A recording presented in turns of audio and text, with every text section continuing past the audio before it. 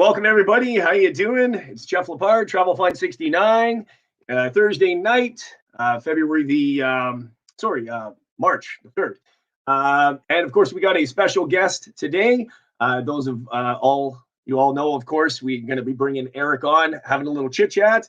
And just wanted to thank you for stopping in here today. We'll have a question and answer period with him. I'll ask a couple questions, and of course, the chat will ask some questions. So feel free to ask some questions, ask away, and we'll get to know Erik a little bit more on a personal level, as well as everything else that we might want to ask. And just be respectful. And if he chooses to answer it, he does. If not, then that'll be fine.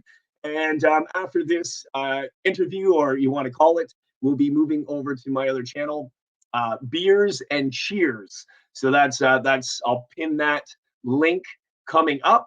So right now we'll have a little chit chat. I'll bring him on, and without further ado, let's hear from Erik. Erik, welcome.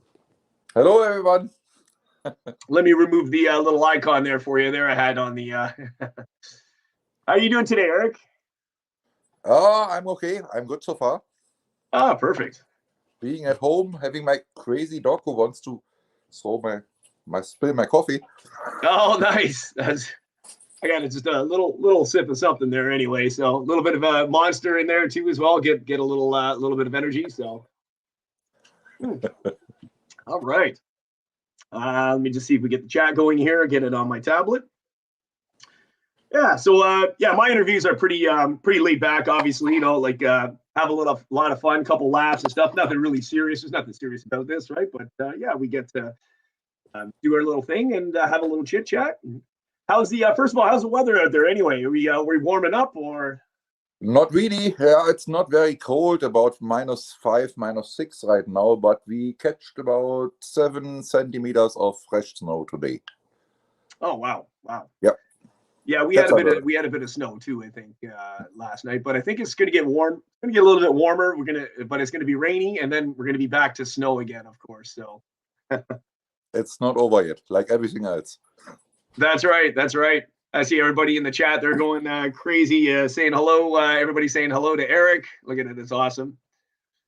And are you able to read the chat, or are you only able to read what I'm pulling up? Do you have another panel where you're reading from too as well? Hi, Jeff and Erik. I see it on Okay, yeah. Perfect. Okay, side, yeah. I'll bring up as much comments as I can throughout the show, but perfect. Excellent. We just taking a little bit of a time before everybody gets in here. I know people are slowly starting to roll in, and cheers from everybody coming over from the drone footage. Thank you so much. That was, of course, premiering just now. Chizer, how you doing?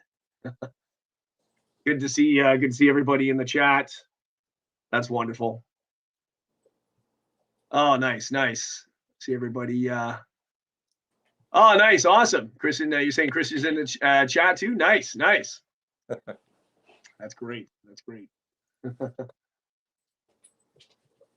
Bearded Eagle, how you doing? All right. I guess we got almost 400 in the chat right now. Perfect. That's great. And of course, Mosh in there on the first. Make the world a better place. Drive an 18-wheeler over Turtle's face. That's one way of doing it. Cowboys Mosh, cheers. Thanks so much for that. There was one video made by somebody when he went out from Parliament and the fuck Trudeau went over him. Oh, yeah. Oh, man. Thanks, Cowboys Mosh. Check out his new channel. He'll drop that link as well. He's got a backup. Perfect. Okay, so I guess I'll start off with a couple of the questions anyway. So I guess, I know I've already interviewed you previously in the truck, but you never know. Some people might be new, so we always got to go back to basics. So what made you, or how did you get into trucking? I mean, first of all, how did you get your AZ license, and what became of that, and what made you get into trucking? So I'm a German from East Germany. I'm in trucking for 39 years now. Wow. And right when I turned 18, so I got my driver's license via the army, and So then I started doing that stuff. So not really the big ones, but that's when I started. And over the years, I was doing long haul all over Europe. And then I had a break on trucking, but you still need a driver's license. I was 17 years, the last 17 years in Germany, a mobile crane operator. And all over Europe too. And then when we decided to move over to Canada, for various reasons, because you're only a number in Germany and nobody appreciates what you're doing. And I was barely at home. 17 hours was a normal day, every day, 7 days a week. So we looked over where is maybe a place you can work for a living and have something left for the family. And so we figured out Canada. It's a good place. Mm-hmm. And we moved over 2005. So it's 17 years right now. Wow. And to the beginning, I was going into crane as a skilled worker, crane operator, started here in Canada. But then, like I mentioned, I grew up in East Germany, surrounded by a wall. The biggest prison on earth that time.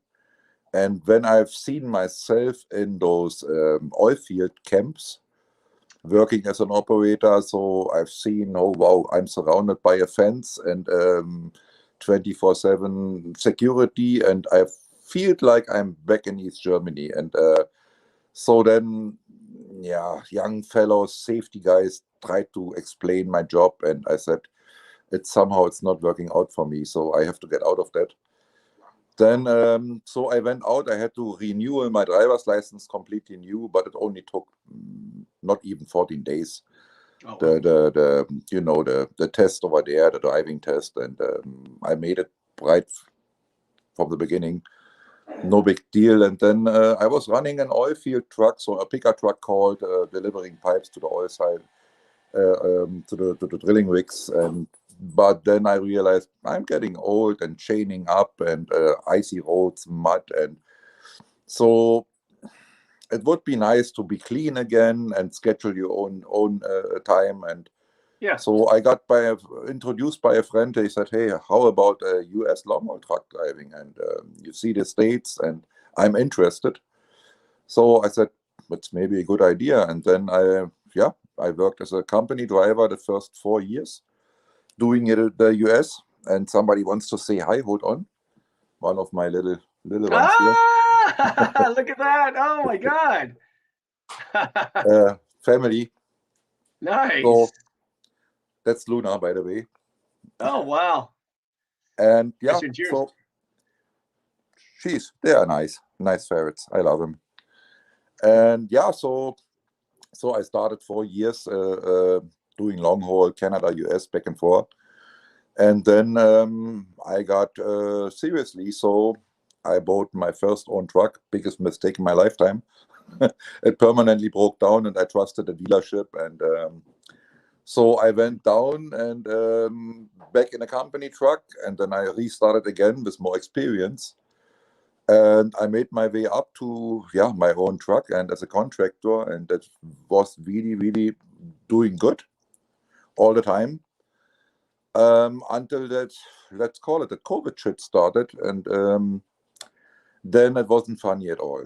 So, the restrictions and the mandates, and it was okay for myself making a living because we are called essential, and we were able to do the job. I never stopped, so I delivered and picked up, and without a break. So I went through the whole 2 years. And then I realized right from the beginning, 2019, something is not right when they leaked that laboratory incident in Wuhan, China, and there's a virus, and 3 months later, a pandemic. So I started digging right away. Something is not making up, and but I did my job, and so I spent 3 hours, 3 hours, 4 hours, sometimes every day since, digging deep what is behind it, and that's what I said from the beginning. It's not the truth what we are being told. Yeah. But I kept going, and until the 15th of January, when Canada introduced, oh yeah, no, the truck drivers, they have to download an app and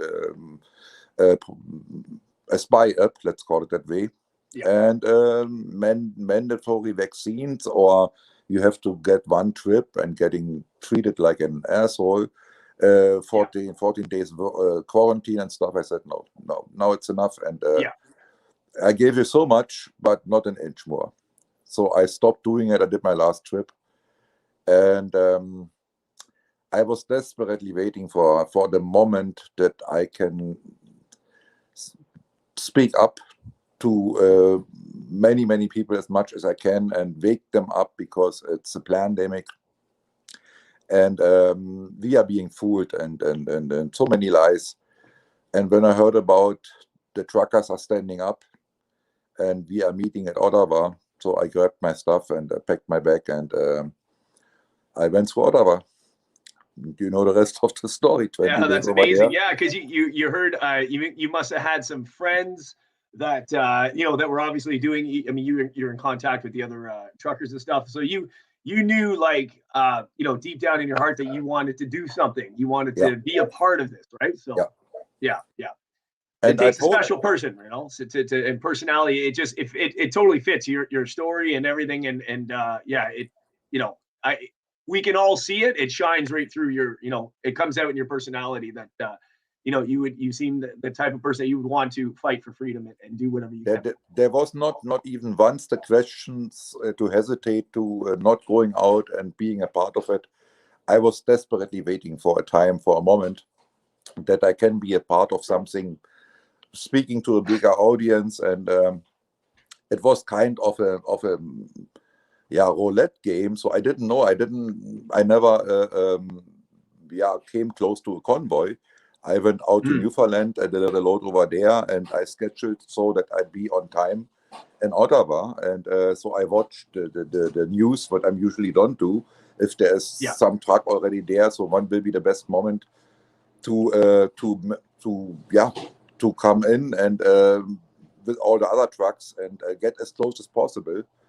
I didn't want it to stand somewhere far away and just being a part. I want to make an impact, to speak to people. I never had an idea that I'm getting, let's say, so well known all over the world. I had no idea at the beginning. It just came, and I was supposed to be there. So I don't know. I can explain it. But it was my own decision to go there, and I had an institution that I have to go. And my wife knows me too, and she helped packing my bag and said, hey, whenever you're back, when you are back and I don't put the pressure on you, I know you're waiting for a moment like that. Absolutely. That's amazing. And I just want a quick, good point. You put that up there, Cowboys Mosh. Also, Samoski One, I didn't forget about you. Thank you so much. He was saying hello to Erik Samoski One, who's been following along for a long time, since the beginning of the convoy. That's right. So I pinned Erik's PayPal info. Now, he never asked for money, but it's okay for me to ask on behalf of him. He doesn't, he doesn't never ask. But I'm just saying, if you want to show some love, feel free to do an email transfer. If you don't have email transfer, then go ahead and use PayPal. But email transfer works a little bit faster than PayPal in this case. So if you, I know some people in the US don't have email transfer, but if you do, then go ahead and do email transfer instead of PayPal. PayPal last resort. But it's pinned up above there. Thanks for bringing that up. Cowboys Mosh, thank you so much for that. And Hannah, thank you so much for that, Hannah Fudge. That's great. Thanks for always following along, and really much appreciate it. Thank you so much. Yeah, so I'm going to keep dropping that link as well throughout the show as well. So, but it's pinned right now above, but I'm going to keep dropping that link if you're watching it on a different device and you need to see that. So, perfect. So, Erik. So now through the whole convoy, would you say that a lot of people are like, obviously this whole situation, the C-19 and all this, and it's dividing us as a society, but that convoy, I think it brought a lot of people together. There's a lot of contacts that were made. I think it only made, at least in this particular side, a lot stronger. Would you agree? And did you make a lot? How many new friends or new connections would you say that you have you made? I just seen my when I showed my Facebook account and my email, it exploded literally, and I have hundreds of connections, and many they just watched the live streams and never met me in person. But there is a lot of friends. I met them. I talk to them every day, and we are connected. And I had no idea that I really met so many nice people in Ottawa. I know nobody there when I parked my truck, and but it changed so quickly. From a few ones, they said hi, and they came back next day, and we talked about why I'm there and what is going on. So, and then it turned in not really very long after that we growed a big crowd together like a family. And I have to repeat it again. It was incredible, the support we got, and those friendly families, single persons.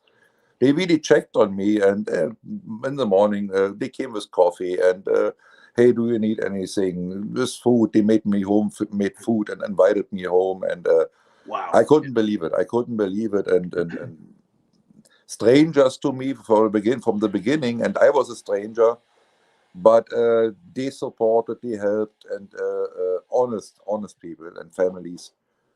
And that's absolutely amazing. it's hard to describe. You need to be there to see it, because I can say a lot, but then the smiles of the kids, no mask, and if there is even a mask, you didn't say a thing. So there was a few people in between too, and a few they came to my truck and just say hi, and if they feel safer, I never mentioned it, and I say it's okay, it's everybody's own choice. So, but yeah, it was a huge family, and I'll never ever be into my life like this big crowd. I'm not a person who likes a big crowd. He wants to be in the center of something. But that particular time was very different, and I will never forget in my lifetime. Absolutely. There's a question for you. Does Erik think that we will take our country back? Good question. I think because I continue my work, and we have to, but we need each and everyone. We cannot do it on our own. Yeah. Because you see, and it proved how the government reacted, especially the Prime Minister, or let's call him the Crime Minister. That's I like to call him. Yeah. How they stepped over the existing laws, how they ignored us, and since the liberals took over, so I try to stay away my whole lifetime from politics, because the politics are dirty. And Canada was fine when I came over, and we had a good growing economy, and everything was fine. When I seen, and I wasn't able to vote because I was a permanent resident that time, you are like a citizen, but you are not allowed to vote as a permanent resident. Yeah. So, and then I watched it, and I said, what, there's the liberals and one candidate, a new guy, and I heard some background talking, oh, his father did already lots of damage to the Canadians and Canada himself, so it's not a good thing. And when I've seen the liberals taking over, just from experience, I'm not 20 anymore. I've seen all over the world, they never done a good job, never, and they always destroyed. Yeah. And we know that, we know the history, what went on when they took over. So that existing government never worked in the interest of the Canadians. They killed the economy and still killing. They throw the money out to whatever, and never invested a dime into the Canada system. And they're killing Canada. Yeah. And it's continuous. And now they stepped on every existing law, called us from the beginning terrorists and stuff like that. And those real, let's say, terrorists, they are attacking with machetes, oil drilling rigs, and called themselves green activists and stuff.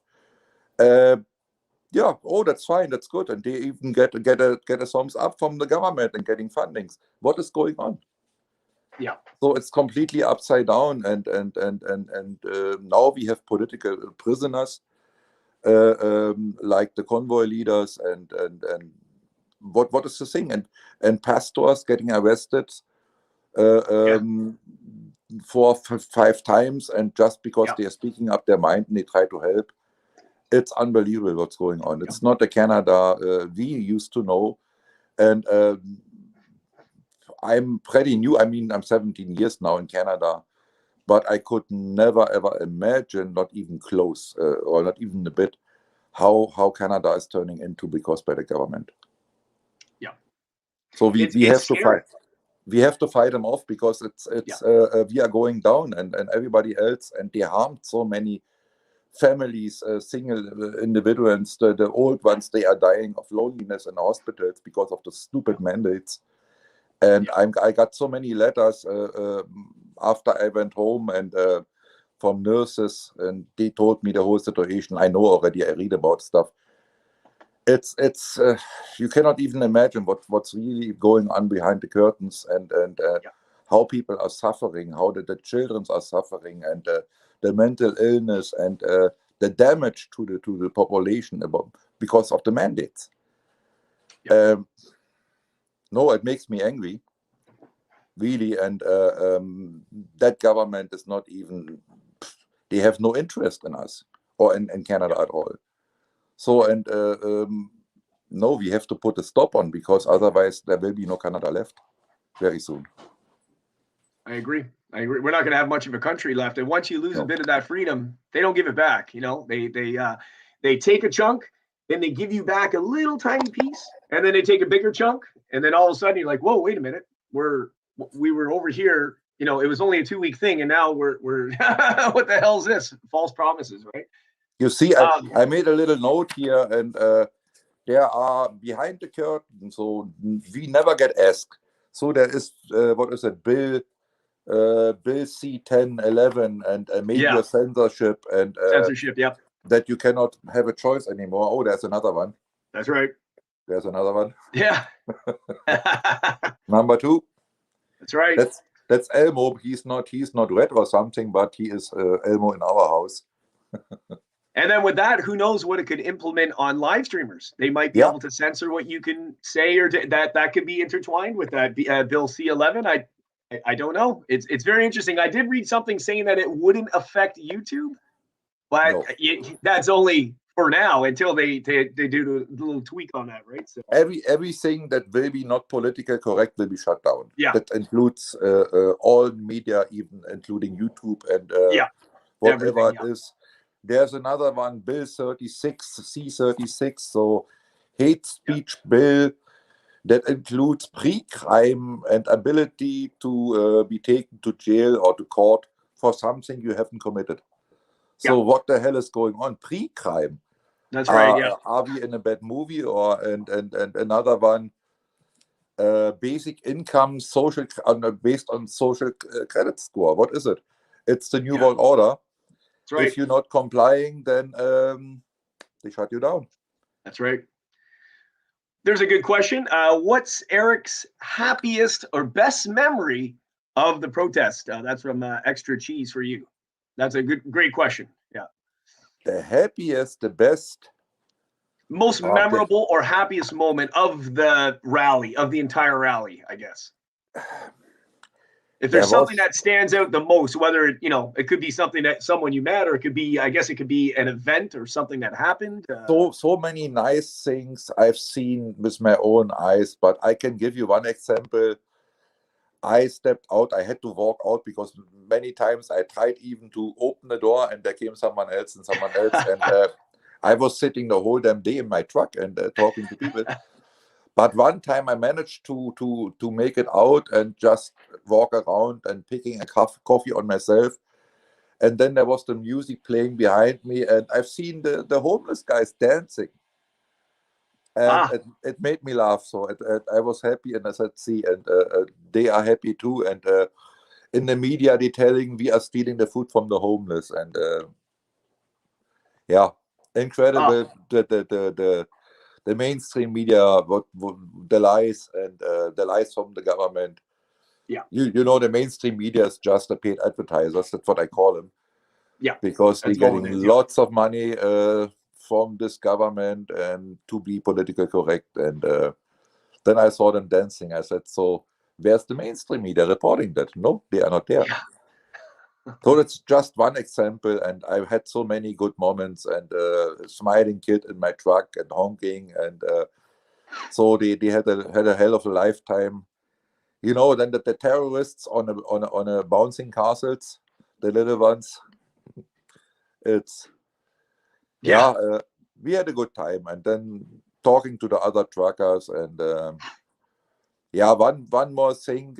I managed another time to go out and go into the back, talk to other truckers, and there was one older fellow from Alberta too, and he said, "So you from Alberta, but you're not having where's your, you know, it's the cowboy capital. Yeah. So where's your hut?" And I said, yeah, I had one, but in my truck all the time. But then I was sitting down, and I only can use that thing as a frisbee right now. It's flat.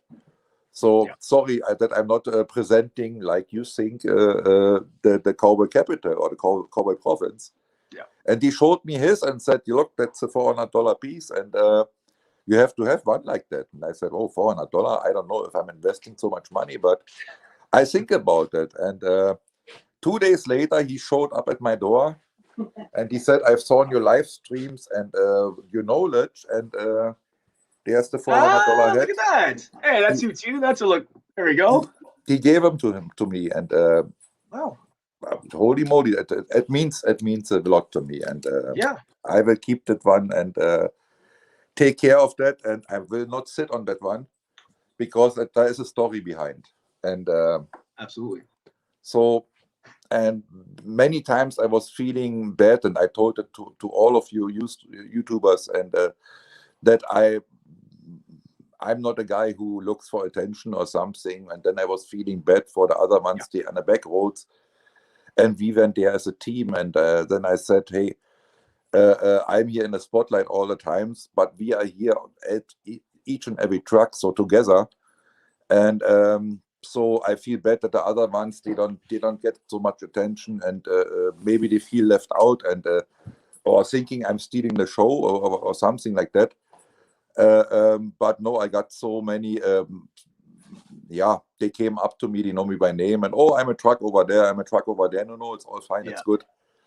That was nothing that could be planned. It was as the trucks ascended, there wasn't like, "Oh, I know this is my spot." I think you literally just rolled right up where you know, it wasn't it wasn't anything where you can pick and choose and where you would be allowed to park or not allowed to park. Everything happened too fast. There was no way that was that's. I was watching, and I know, and that was my intention to get as close as possible to Parliament Hill. Yeah. To see and getting all what's going on, not missing a thing. Oh, my favorite is trying to play with a hut. No. Oh, nice. And I watched YouTube, I watched Facebook, and had no clue what will be the best time to go in there. I was sitting 2 days on a smaller truck stop close to Ottawa, and then I've seen Thank you. that fuck Trudeau truck and trailer went in. So truck and trailer. Oh, hold on, I have to grab one of the ferrets again. Yeah, sure, yeah. You don't have any emails, and no. Yeah, they are crazy ones. So, and I saw the truck in on a Friday night, and I said early Saturday morning, when it was the main event, the date that we are showing up. Yeah. So I rolled into Ottawa, and I just punched in my satellite in, and I made it that far, but I was holding the place for 20 days. And then I stopped, and I couldn't go anywhere closer because the road was filled up. Now my dog is playing with the head. What is going on, fellow? Yeah, I have to give it back to you. And barricaded you in with those concrete barricades too. Yeah. Yeah. So and you know, then the weekend was passing by. We had big crowd. Yeah, there's my dog. He is Yeah.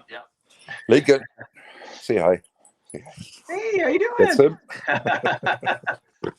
Nice. Thanks, Bearded Eagle. Bearded Eagle said he left you a PayPal there. Thank you so much, Bearded Eagle. Thank you. Thank you, everybody. And yeah, that was. And then I was sitting on that intersection.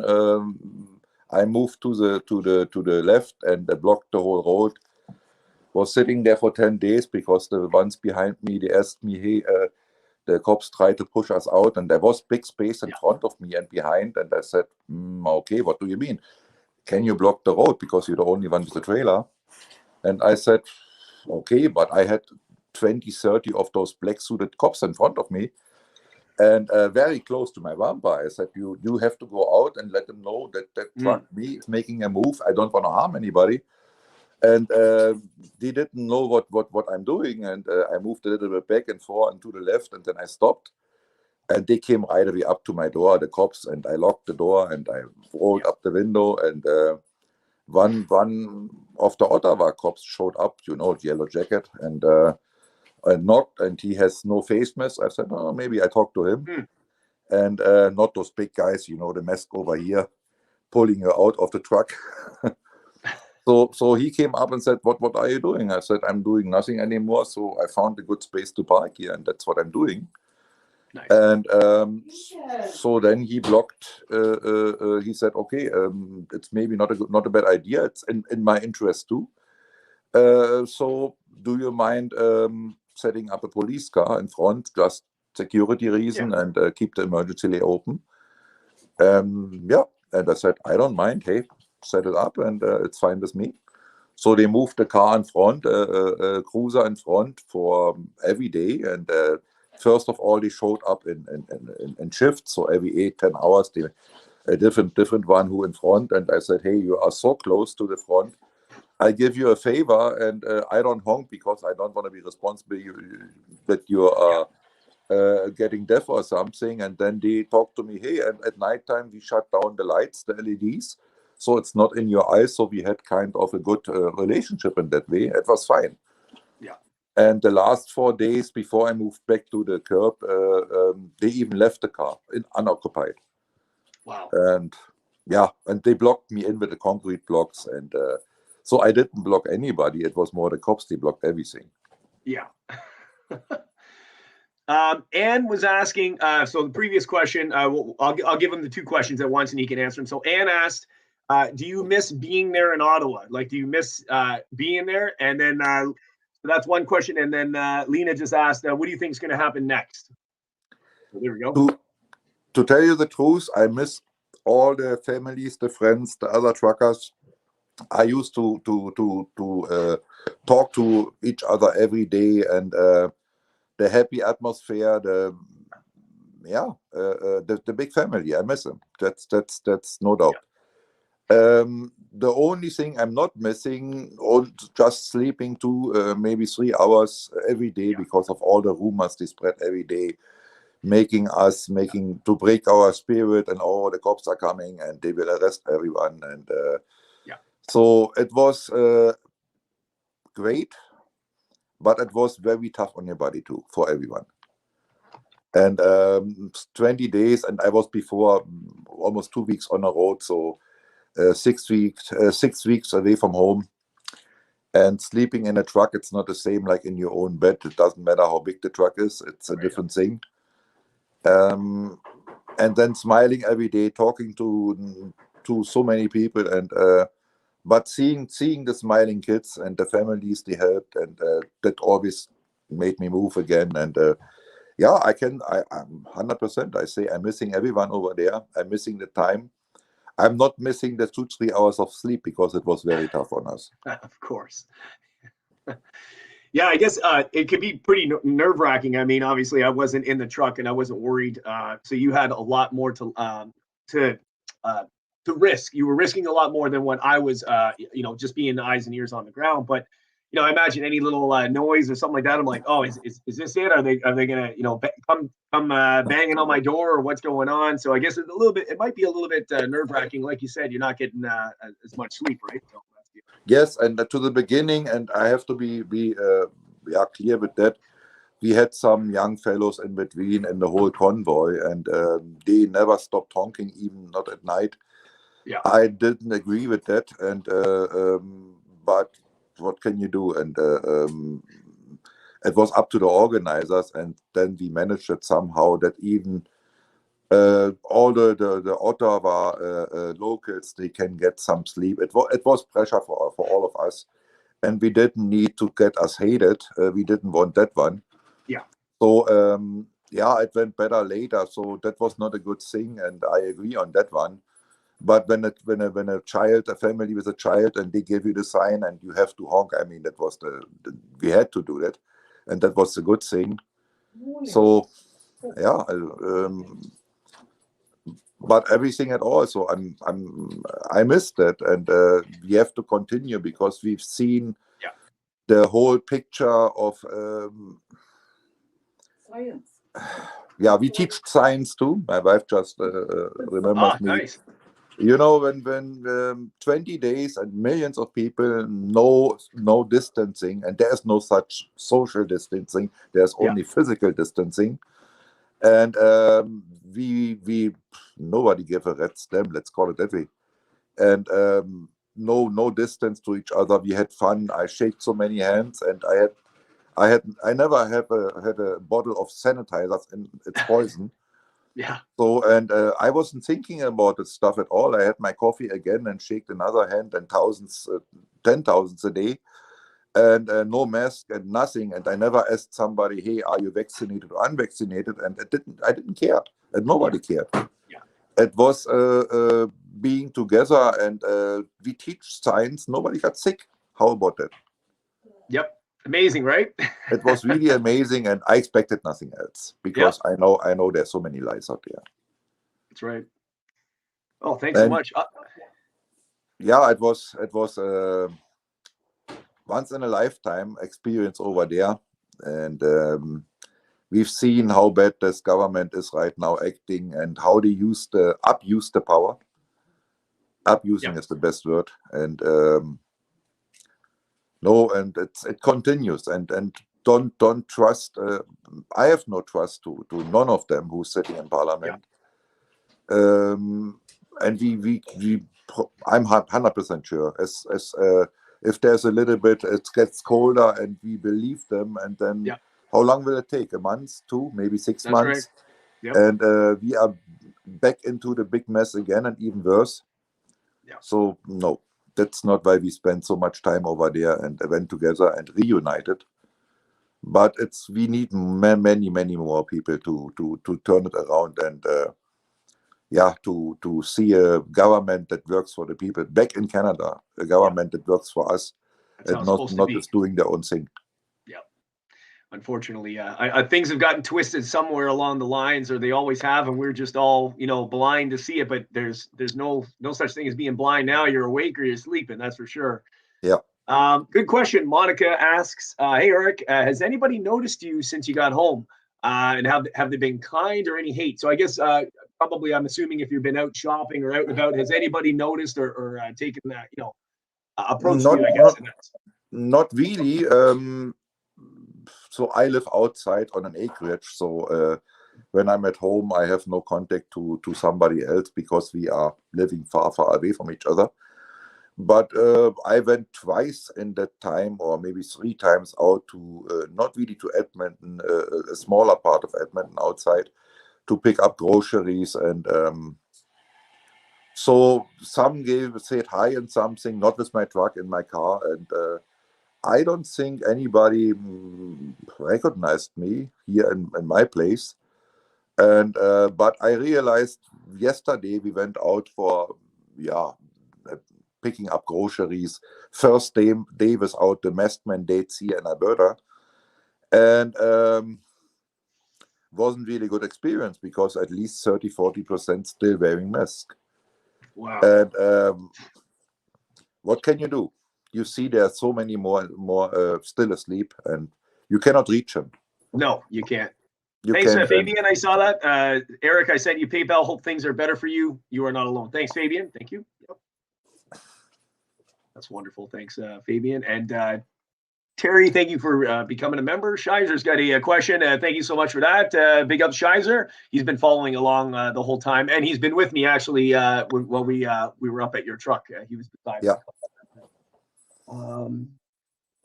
So yeah, and I forgot. So I never had anything bad so far.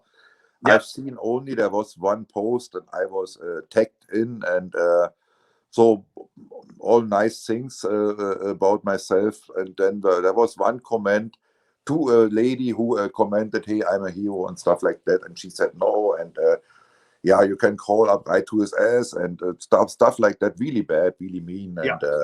And the same person, a young lady, she responded again, "Yeah, Erik is not a hero," and you know, you cannot make it right for everyone. Nice. And maybe same kind of people, they vandalized or tried to vandalize our trucks that one night.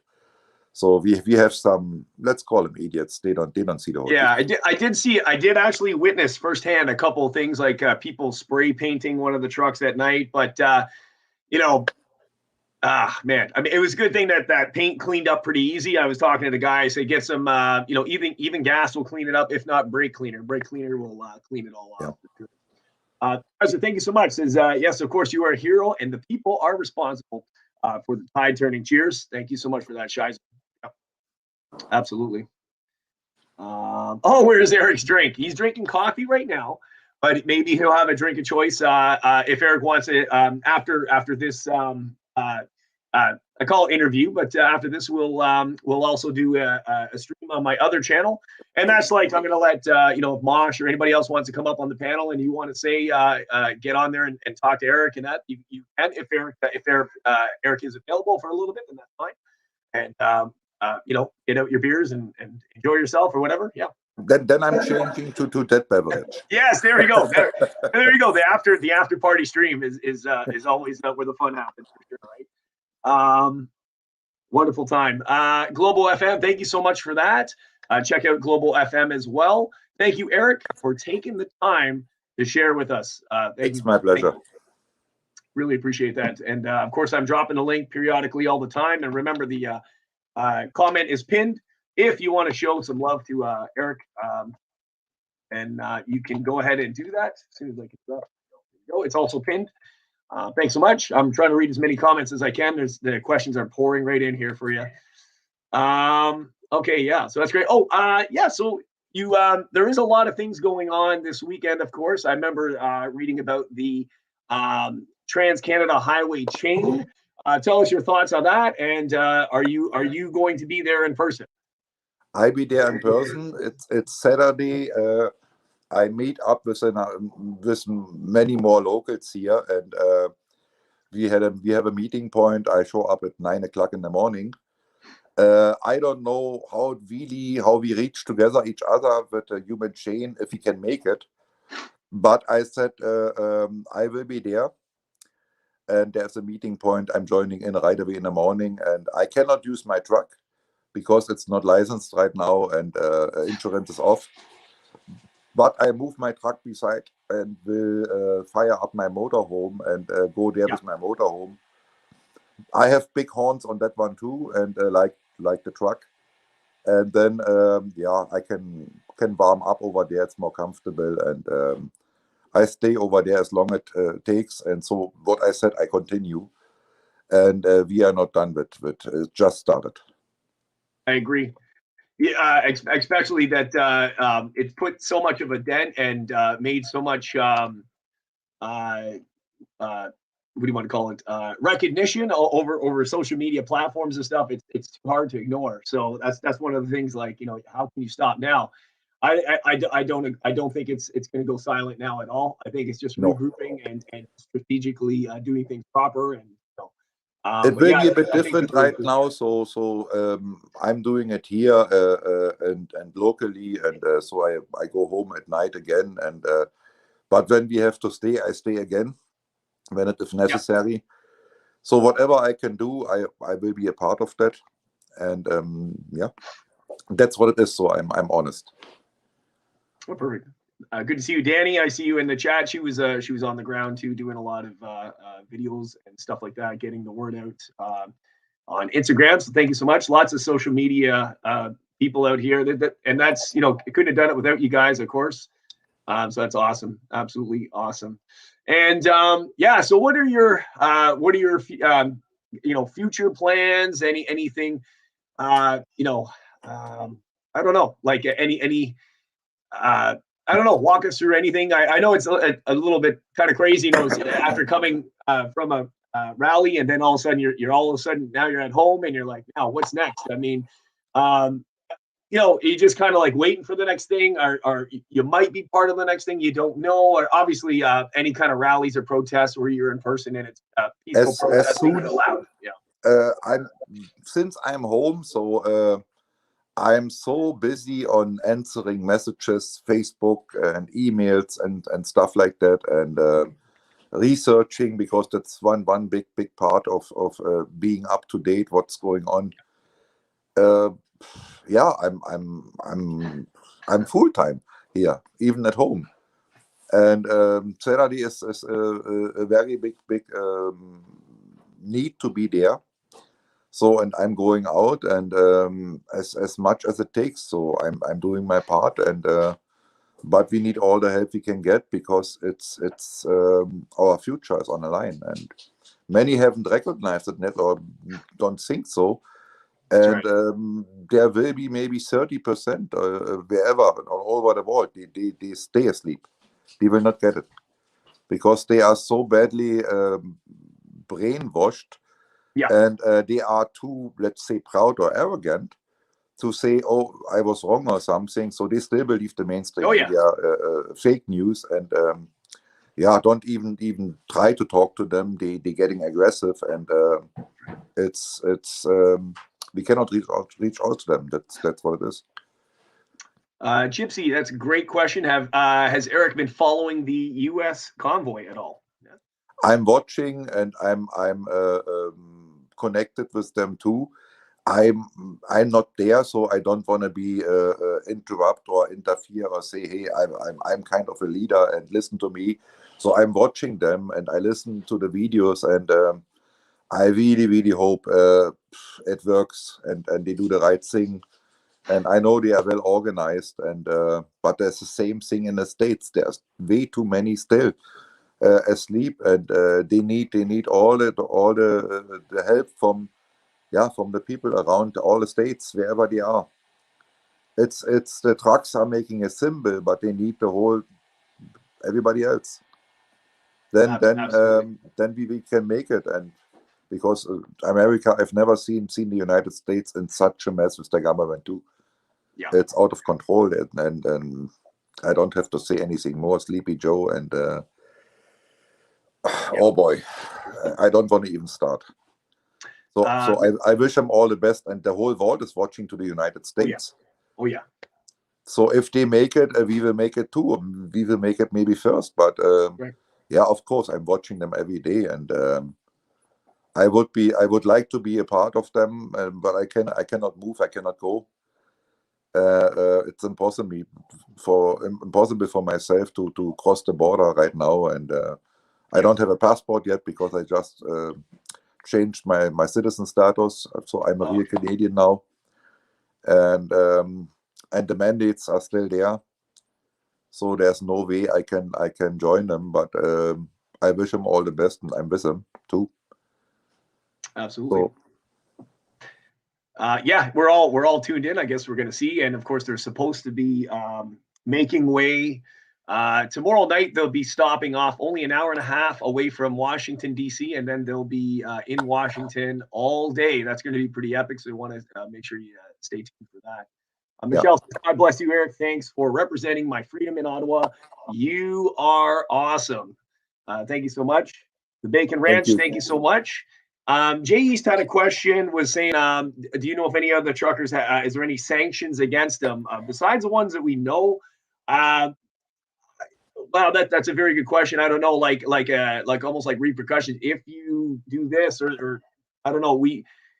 I mean, even most of us in the chat can answer. I know that Ford took away the licenses MTO for 39 companies. I know that was one thing that happened, but anything else that I might be missing, I don't know. Erik would tell you, but I don't know anybody in person who is the company is ruined and they cannot go, or banking accounts are frozen. I know I'm in the last moment I saved the company. I was working for them. That's why I left, and it was one of the toughest decisions ever in my life I made to leave Ottawa, and there was nothing else I could do, and I had to go. So that company was saved, and still they have some bad phone calls and emails and stuff. But so even after I quit a week before, and I did it on my own to save them, and but they were targeting me and the truck, and it turned into a symbol worldwide in all TV stations and news, and wow. They pushed me out with really dirty games and tricks, and so I don't know about Christian. He is an independent, and he hasn't checked his license yet. Maybe there's something going on. I hope not. And I have to mention he had to leave because they came right to his doorstep and said, "Hey, if you're not going right away, we will take away everything from you." And he's a one-man independent on his own company. Yeah. He had no choice, and he said, "Hey, I have a son and I have a family, and I'm the only one who puts the food on the table. I cannot let him down." And he built pretty hard his way up to be an independent owner operator. So he cannot put it throw it over the rock, and so no, he had to go out. I respected his move 100%, and many others. And if somebody talks behind his back or my back or whatever, we are cowards, we left. You had to be there. And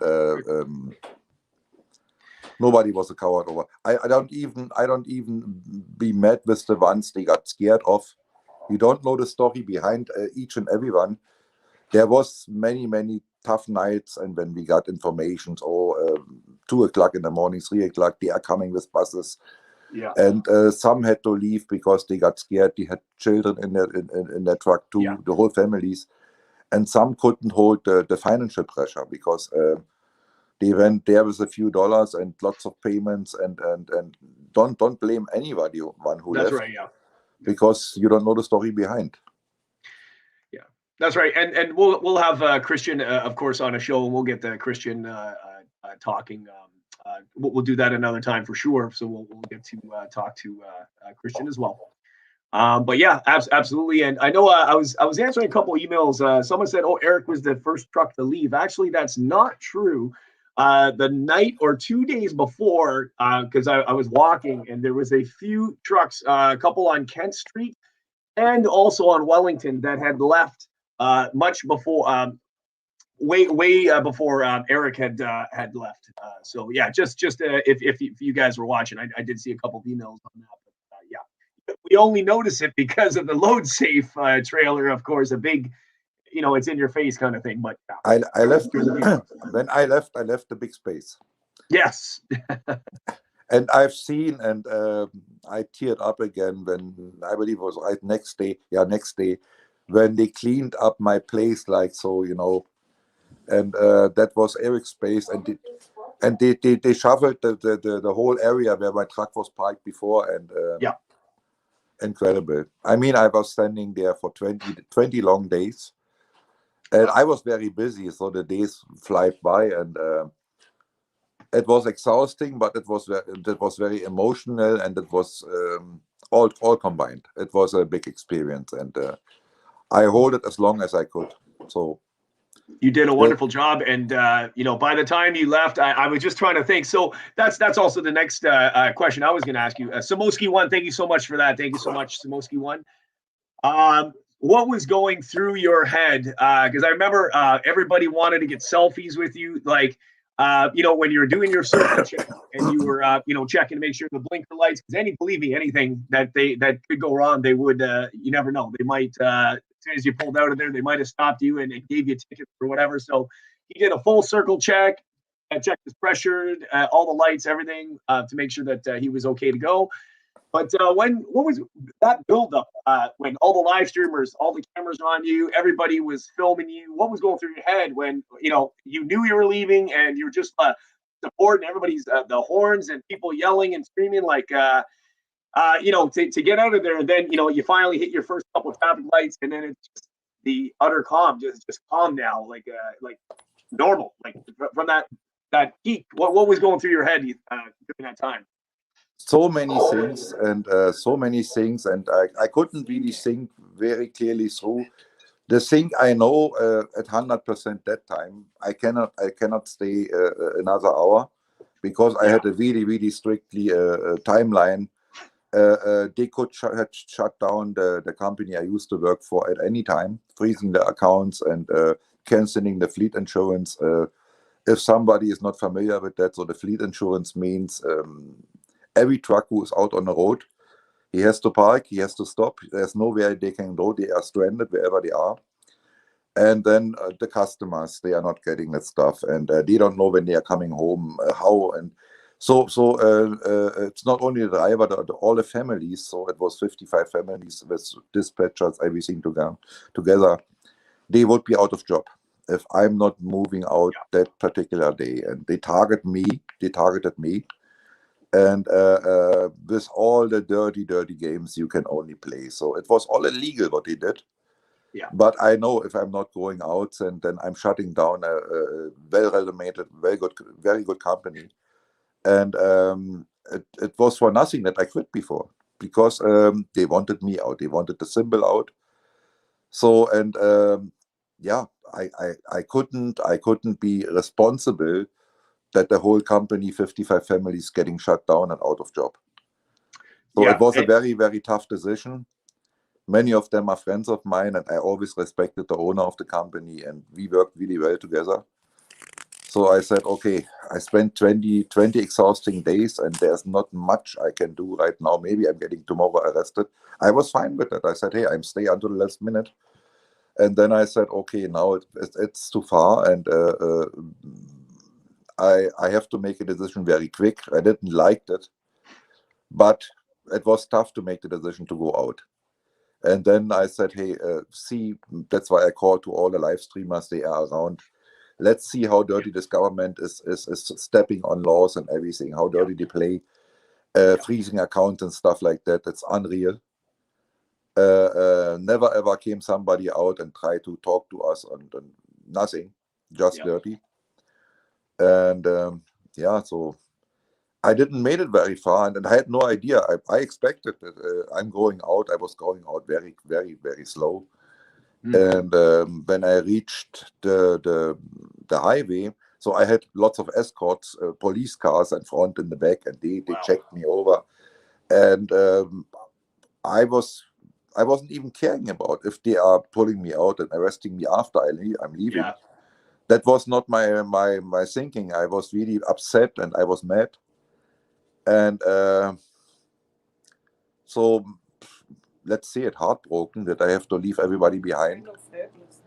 So and helpless. There was nothing else I could do, only leaving and explain why I'm leaving. And I only made it not even an hour away from Ottawa, and I had to stop. I couldn't pay any attentions to the road, and my head was full, and I was full of anger, and so I had to stop before I'm causing an accident or go in a ditch or something. Just had to reset your mind. Yeah. And so I had to stop only an hour later, and I've seen the cops sitting in the median too. They watched me the whole time. They watched me next day too, and so I'm surprised I made it home. Well, that's good. You got home in one piece, and everybody, and people ask me, and people ask everybody, what would you do in that situation? And I'll tell you, man, first of all, it's a dirty game to play, and that's a poker game that I wouldn't be willing to bet on, because if sure, you could try to stay, and if nothing happened to the company, great, great. But if it does, and there's no coming back from that decision, now literally you might not. To other people you'll always be a hero, but to the closer people to you, your coworkers, your boss, your ex-boss or your boss, whatever, they would not, or might not be looking at you as a hero anymore. So now they, there'd be some hatred. So what would you do? What would I do? You did the right thing, and I would do the same thing. Someone plays that dirty game, yeah, and I guess you got me. There's nothing I can do. You got the trailer. There's nobody else could come and take it from you, and you just couldn't get out of that. That was your last resort. Then yeah, I would have to pull out too, for sure. I even tried and I tried to catch some time and I called the organizers and the convoy leaders. We are split in blocks. Hey, is there a truck who wants to leave, a tractor who can pull out my trailer, and then maybe it's fine. And I told that everyone, it's not the company behind the name on, it's me, it's the driver. I'm taking all the full response. But then I got that email from my boss, my ex-boss. Hey, if you're not leaving, they're shutting us completely down, and we are gone. We are history as company. And so I said no, and I cannot do that. I cannot risk it. Putting all the lives and families in jeopardy just because of my actions. And 20 days was a good time, was a long time. And I figured on my own, it's maybe one more day, maybe 2 more days, that we are able to hold the line, and then they are pulling us out. And is it worth 24 hours or maybe 12 hours more to jeopardize a company with so many families behind? And I said, no, it's not worth it. I keep going, and I couldn't get a truck who was taking my trailer, and so I said, okay, now I have to pull them out. Fabian is asking, have you met Tamara? Did you ever have the chance to meet Tamara? And yes, I met her in person. Yep. You remember when I was sitting there and in an angle and blocked the whole road, the 10 days? The cops showed up almost every day, and they knocked on my door and said, hey, you have to move back somehow, you have to leave. I said, I'm not leaving. And then one higher ranked sergeant, he called himself, he's a negotiator for the Ottawa police. And if he can talk to me, I said, sure. And I even invited him to my truck. And there was some rumors, that Erik guy, he's double playing or something. No, I said, hey, we can have a talk, and it's more quiet inside the truck. So warm up and let's hear what do you have to say. And then he begged me, and my job is on the line. I said, everybody's job is on the line here, and the whole future is on the line. So it's what are you talking about? And then he said no, and that's what I try to explain again. They targeted my truck, my trailer, because it went all over the news, and not only in Canada, in the States, all over the world. The truck and trailer and the big name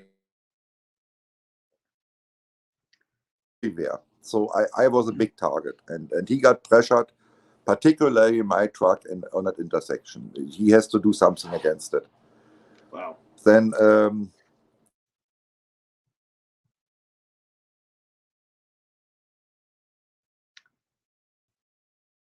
we might have lost Erik. He's just getting some connection. I'm just seeing some connection. Is that me, or is that everybody? Are we losing Erik? That's okay. We'll see if we can his connection gets stronger. Could be a StreamYard. Sometimes StreamYard glitch. Sometimes it does that. That's okay. Nice. There we go. Yep, we're back. Sometimes StreamYard glitch. It happens. Yep. There we go. Okay. So, thanks, Cowboy Bosch. Thank you. So they made it clear that they targeted my truck, and the government wasn't liking me sitting over there at all. And so I said, what do you mean? I don't ask you to leave, really, but can you go back to the curb? And I said, I'm here with all the other trucks, not on my own. We are working as a team. If the organizers, myself, and we can maybe make a deal, but I'm not making the decisions to go back to the curb. Maybe you use the opportunity to put some stupid games up. And so I said, find the organizers, talk to them, and if they agree and they can talk to me, and then maybe we have a move. So, and next day he showed up with Tamara and Chris and the lawyer of the convoy. And so we shake hands, we said hi. That was the first time I met her in person, and I think that was the only time, then we talked, and she said, hey, and the lawyer too, we had a talk with the cops here, and so would you make the move back to the curb? And we try, it's a good thing to de-escalate, to work a little bit together and show a sign that we are not the bad guys here. Just back to the curb. I said, okay, if you are saying so, then I talked to the lawyer. You think it's a good move? He said, yeah, I think so. And but it's up to you. And then I said, okay, I will make that one move, but don't ask me for more. And I moved back just to the curb and straight. And he said, now, if you make the move, the cop said to me, you are legally over here and you a legal protester. But here blocking the road, it's illegal. And I said, okay, whatever it is. But now you're telling me I'm legally here as a peaceful protester. Okay. So I made that one move back to the curb and shut off my truck again. And I even asked the cops, I said, make sure I'm not bumping into something or one pedestrian gets pinched in or something. So they gave me a backup and they blocked everything. So I moved back on the side. And that was the time when I met Tamara and the organizers. And that was nice. And she's just a little lady, friendly. I cannot believe she is still in jail. And I don't know, there was a hearing today, but I haven't heard anything yet. Yeah, I don't think anything yet, but something's got to come out of it pretty soon. Yeah, it's crazy, absolutely crazy. Monica, Erik, do you still keep in touch with C-Saba, or do you have any future plans to hang out with any of the other truckers in Ottawa? And Brandon, thank you so much for that. Cheers, big ups. I have no connections to truckers in Ottawa, but I have still connections to Christian, to Saba. We have the numbers and to the families I met over there. And then they asked me too, so what are you doing next? What are your plans? And do you stay home or do you go out? I said, no, I'm not staying home. As soon there's another opportunity, I can make the difference. I be there. And yeah, so we split up, but we are not gone and we are not done with the job. So I think I can speak for every trucker who was in Ottawa. It's not over for them. So they do something else too, but just maybe locally do a slow move in the cities and something, because we haven't done the job yet. It's everything is still on the line. Those mandates, they are getting lifted, but who trusts this government? Nobody can trust them anymore. And it's only provincial, not federal, right? As far as we know, as far as I know, I don't know. I've heard some speculation that, maybe it will, I'll believe it when I see it. But provincial mandates, sure, that's great. You know, I can go to the gym, I can eat at restaurants. Okay, great. But it's still federal mandates, and they're just going to squeeze in on that too. It's absolutely not. Fabian, thank you so much. Good job, Jeff. Good to see you guys in a warm environment. Good to have Erik on. Thank you so much, Fabian T. And once again, I will remind you, if you want to send a little love to Erik, I'm periodically pasting that in the chat as well, and it's also pinned above. So do feel free to spread some love. Thank you so much. There we go.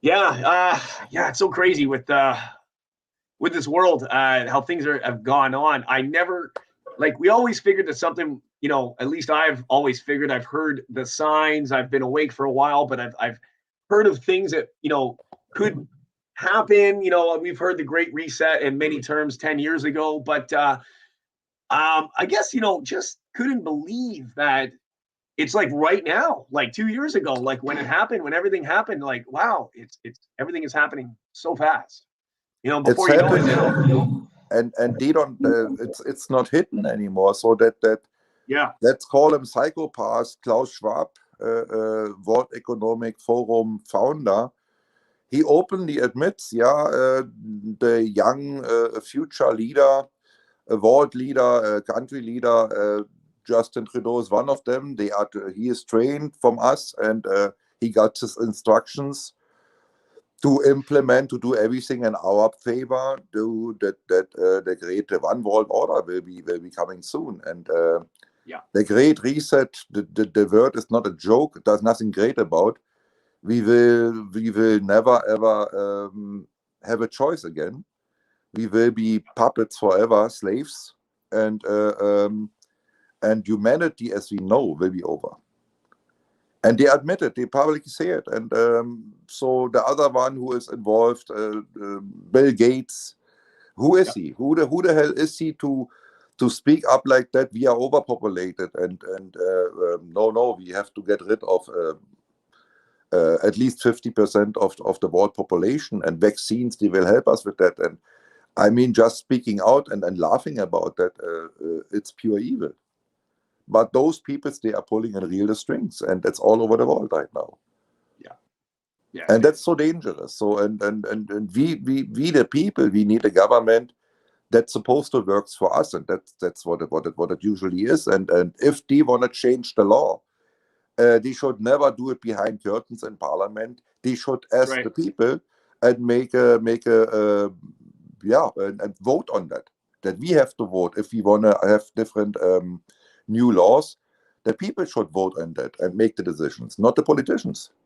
That's right. Yep. You know, it's so crazy, like how they can just what's evil, they can just spend our taxpayers' dollars and man, and do whatever they want to do with that money. But and then they are, believe it, they are working for you, but they're not. It's a twisted thing. They think that we're telling you what to do and you do it. You comply, you listen to us, we know what's best. We care about your health. No, you don't actually. No. They never did care about your health. If they did, first of all, if they did, there'd be no sales of cigarettes, no sales of alcohol, smoking. No, they wouldn't regulate any kind of drugs, chemicals. It would be completely gone. If they really cared about you, no, not happening. If they would all together, like they telling you on TV, they would care about us, those doctors, the politicians, and health departments, and whatever, we would be in a completely different world. You see, the doctors are supposed to help us, and then next patient, and you are happy, and they did their job. But what are they doing in real? They want to keep you a patient. They don't heal you, and they admitted openly too. They said, "Hey, I'm a doctor not to heal. I need patients to make the money. So, and if I have a patient who comes back, it's permanently money. They don't care about the person. And those hospitals, they are private hospitals. They are making the billions and billions of dollars because of make the highest paid like cancer." For 40 years and longer, they do the same treatment, chemotherapy that's killing, that's poison, including the radiation. It's $1,000 a day or something, and they maybe feel fine after 1 year or something, and then they get sick half year after and 2 or more weeks, and they are dead people because they are poisoned by all the medications they got. The chemotherapy, it's hardcore. And they tell us there is no other treatment. What about the natural medication that doesn't harm the body? Nobody mentioned that anymore. Yep. Oh, it's cheap. Yep. Okay, now I know what I'm talking about. Yeah, they're not in business to cure you.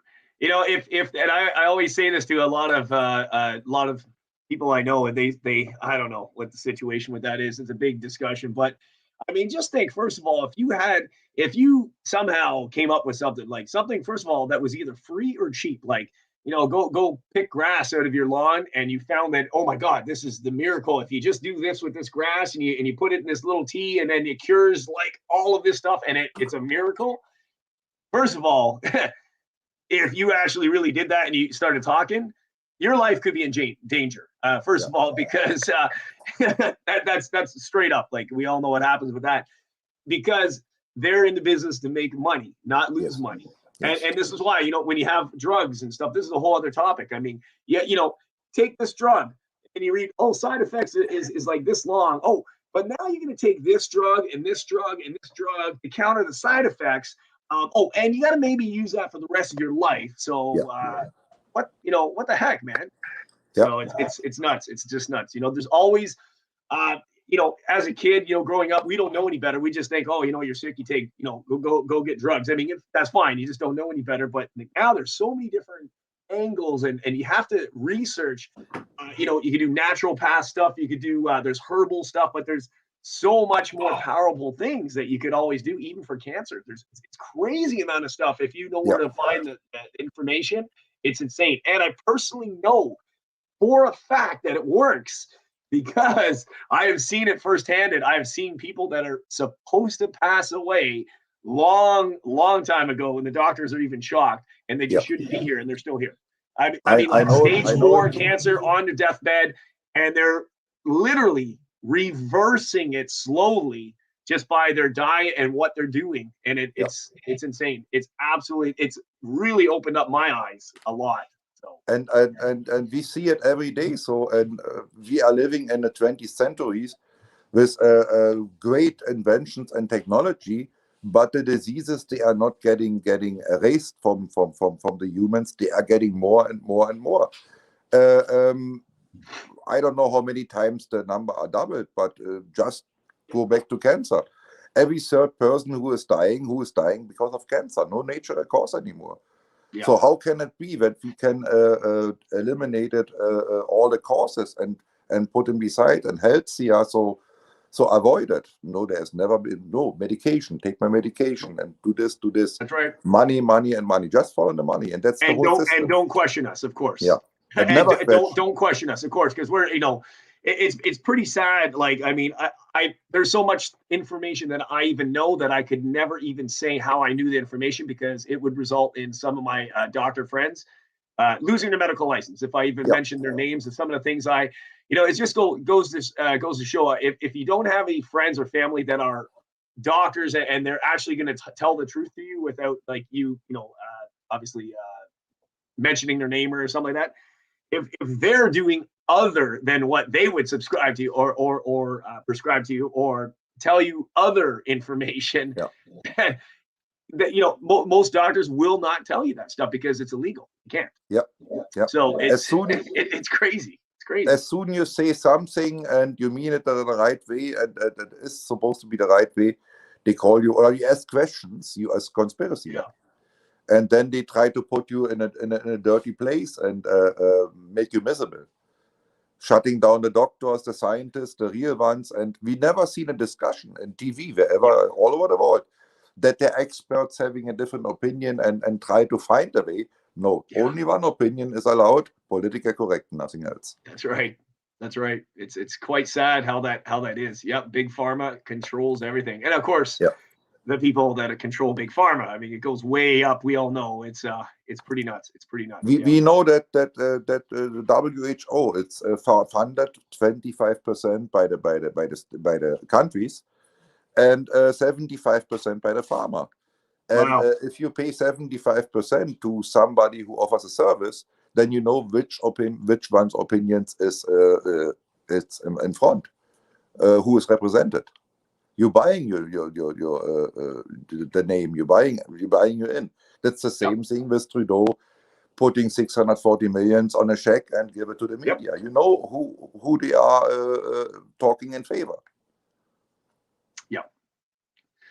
Yeah, it's absolutely it's crazy. It's funny with the stuff we can talk for days and nonstop. There's never stuff to run out to talk about this stuff. It's crazy. I know we got a little off topic, but hey, it's awesome, man. This is reel to reel with Erik, man. We are talking about stuff that's and spending the money not via the governments. Yeah, it's unreal. I mean, all the gender stupidity and putting billions of dollars and millions and teaching stuff to children that we not even understand. Yeah. I have nothing against whatever you want to be, but okay, if it is a boy, it's a boy. If it is a girl, it's a girl. Yep. If they make a decision, they feel in the wrong body, just make a change. But hey, leave me alone with that. Do it. Exactly. I don't mind. I don't mind. But don't make a big story out of that and teach to the little children, oh, you know the boy, you don't know yet because there are 50 different genders right now. What the hell are they talking about? That's right. That's my opinion, and I had no idea. Yeah, it's crazy now. Opening up a business in certain businesses now. So, the big joke, of course, with a bunch of our friends and stuff. It's like, so we grew up. You're male, you're female. The two Yep. washrooms, and that. Now I have seen for a fact there's male, female. There's obviously unisex. There's one for people that might identify as something else. We need washing for every single, like, I don't know how this ever ran away from us. Like, geez. I mean, it's fine with me, and Yeah. in what direction you think your body is going to, or what you're feeling like, it's all fine. But making out a big story and making that laws that you're not even supposed to say, oh, it's a boy. No, it's something. Everybody's afraid to even say, oh, well, What are you talking about? One day you can, now you can switch. Now you're allowed to change. So at the convenient time during the discussion, if I identify as this glass here. So, that offends me. So, okay. Well, don't say it's just glass. It is maybe something else. It gets offended. That's right. Yes. Crazy stuff. It's crazy times. I tell you, we're living in. I never would have expected that, and more for you. You've been through a lot more than I have. So I mean, especially in Germany and stuff, you know a lot more than anybody else. Oh yeah. And growing up in a socialist country where you're not allowed to have a voice, because that's right.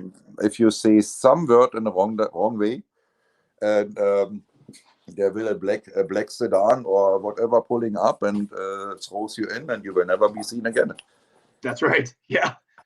That means game over. And I've seen many times that people East Germany, they disappeared, never seen again, just because they had a different opinion on it, and we are going in the same direction.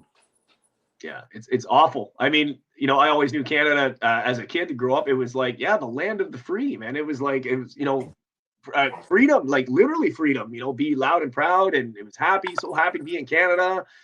You see all the other places in the world now. It's like, whoa, Lincoln, like, we're thinking of like, okay, now a lot of, well, not a lot, but a lot of Canadians, they do have somewhat of a plan B and C, like how to get the heck out of Canada if crap hits the fan. This is it's true. I've been thinking about it. What would I do? Would I, if things get bad, would you want to leave Canada and go somewhere else? Yes. But that's the thing right now, where you want to go. It's a mess wherever. That's right. Yeah.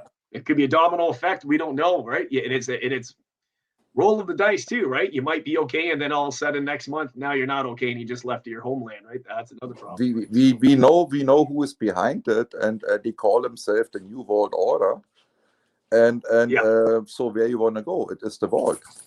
Yeah. And then everybody is in a big mess, and they are talking openly that artificial intelligence and the human will be artificial, the future human, engineered human. You are not able to think by yourself. You will be controlled. Your mind will be controlled by technical devices, and we're already there. We're already there with the media and everything else. All the suggestive advertising, suggestive everything. We've been programmed since we were born. Technically, they knew this was coming. So first of all, it started with the subliminal messages, and if you took marketing class, you learned how they did that. They did illegal subliminal messages, and then legal subliminal messages, and that's been through our whole life. Like McDonald's, Coke, it was in your face. You couldn't get away from it. But and then now they've got they're tracking you, and it's even worse beyond that now. It's crazy. And you see the smartphones and smart TVs and what is smart about? Smart is about because they can control us and they know where we are. They study our habits and living schedule, and so we don't even need a chip. We are controlled already. They know what we are doing. They know what we are buying. And the more we get digital, the more we get into the electronic stuff, the more we are losing the ability to be private. So everything is controlled, and it's I cannot believe when it started. So you see families, you see a mom and her daughter, and both having a phone and going somewhere in a place.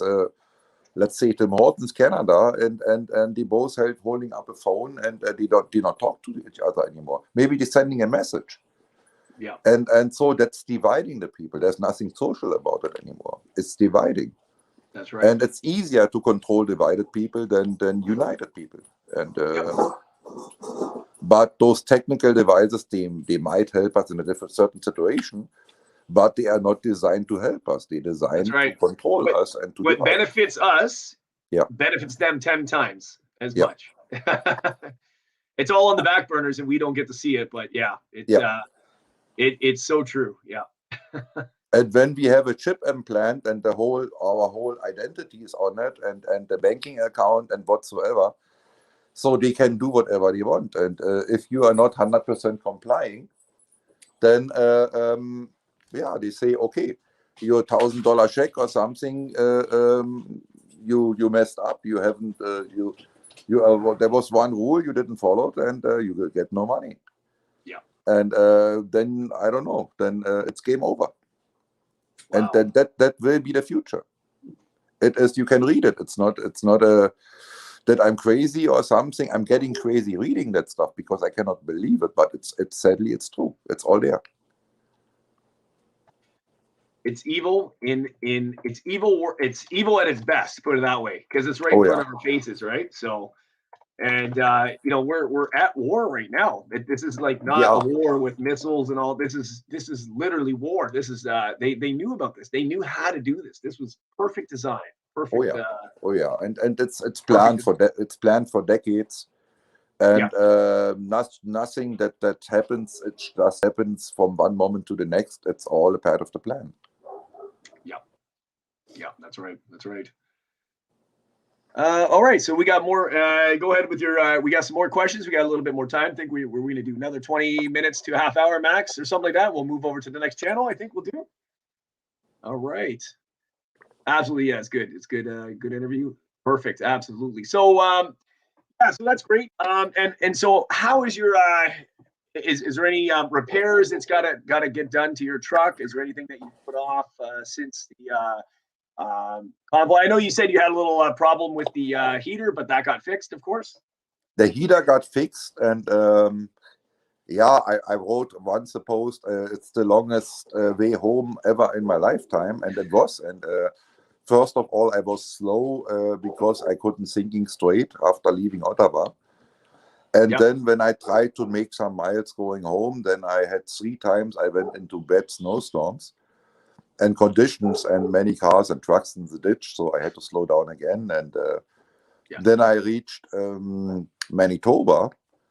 And I know that all the idling that's standing there for 20 days, it's not a good thing for those newer designed engines, one I have in my truck. So one of the electronics went out, and particularly one sensor, and heat sensor from the regen system that's called, and then there's a chain reaction. So then another thing, the filter plugs, and I've seen the red lights already. So I needed a service very soon, otherwise my truck shuts down. And it was 30 below in that morning. Wow. Then I've seen all the lights, and I said, wow, now I'm in trouble. Maybe the shuts down completely.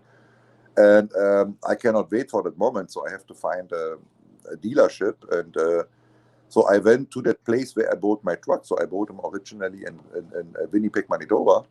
But it was the Monday, the holiday. And then I said, family day, wow, there's nobody there. It's closed. Yes. And luckily, I found that company on Facebook, and you can message. And I sent a message and said, hey, is there somebody listening or seeing that? Because there was no emergency call or anything else. And really, somebody answered me an hour later. Oh yes, that's Western Star, the truck dealer where I got my truck from. And what is the problem? I said, hey, I'm shutting down here. My truck is not surviving the night. I need a mechanic as soon as possible. Do you have somebody on call, on out call?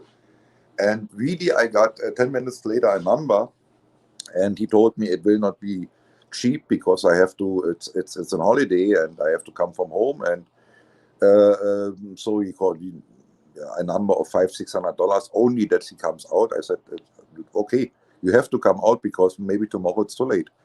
And so he came right away, and 3 hours later he fixed my truck, and $1,000 later, and I was back on the road.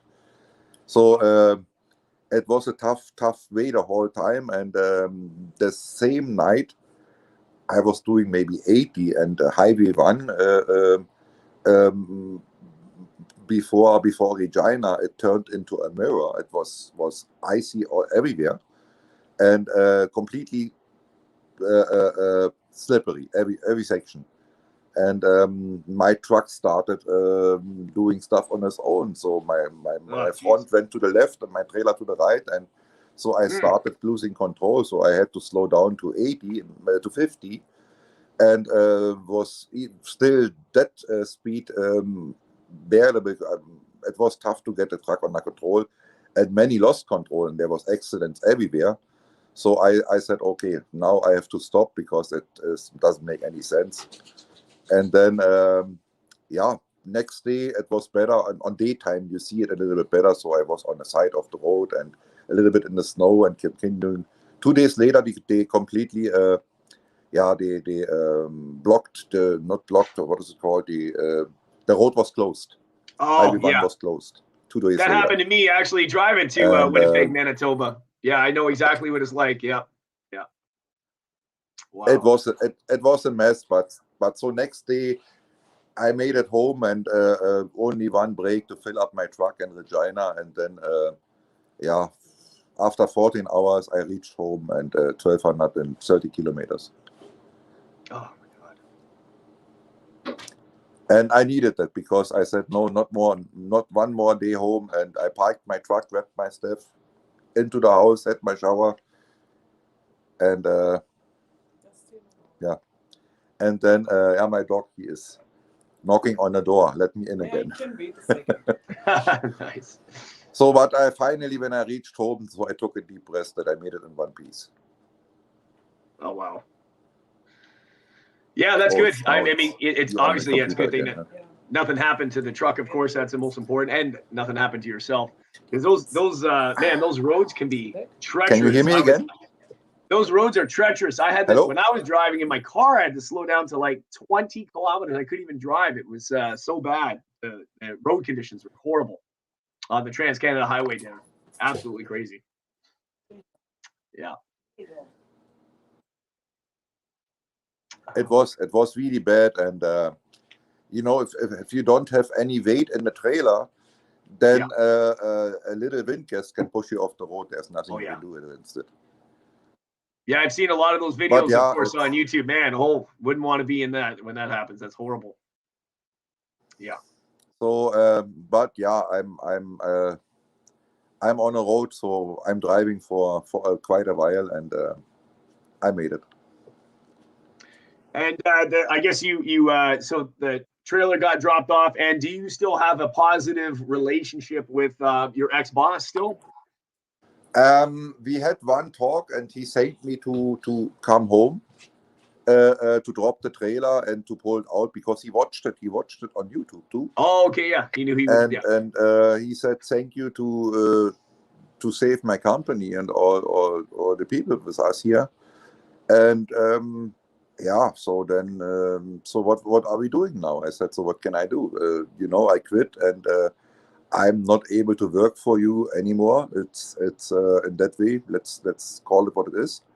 Yeah. And I wished him all the good for the future, and I find something. He said, do you have anything in mind now? Or I have no clue until now. So I haven't thought about it. What will be the future? I have some offers, but now I'm more concentrated on being an impact here, and maybe I go independent, maybe I work for someone. So I'm smart enough to do it, and it's no big deal. But honestly, I haven't took the moment to think in that way what's with the job, because as long those mandates are there, and my job is a US Canadian trucker, and if I cannot do it, so there's no way why I'm no reason to go on the road, back on the road. Yeah, that's right. And I mean, you know, just let things calm down and let your brain reset and stuff like that. It's great that you got a lot of offers, which is great. I mean, it's always good to have options, but yeah, I see what you're saying, right? I mean, you're going to be limited to as well. Yeah. Yeah. And just what aspect of your life do you want to fix too, right? Do you want to fix just the smaller picture now, or do you want the whole entire thing fixed? And depending on, of course, what you want to do. With that as well, right? So I don't know what will be the future now. So let's see what the future brings. What can we do, and how will we succeed? And that's what I'm focused on. And that's the most important and priority number one. And Absolutely. the job comes next. Yes, that's right. There's always going to be work. There's always, if you're willing to work, that's what I say to people. If you're willing to work, there's always someone that will either hire you or you could work with, or if you're willing to work, you can always create or find your own work all the time, 24 hours a day. There's always someone in need of work. If you, especially if you have a skilled trade or something, and truckers, there's not enough truckers. Obviously, clearly there's not enough. I mean, that's a great job. I know a lot of people that are in that and have loved it. If that's your thing, especially if you love driving, but there's I don't know, maybe even I'm selling my truck and so I'm getting a lot of money back from that one, and I have can survive for a while.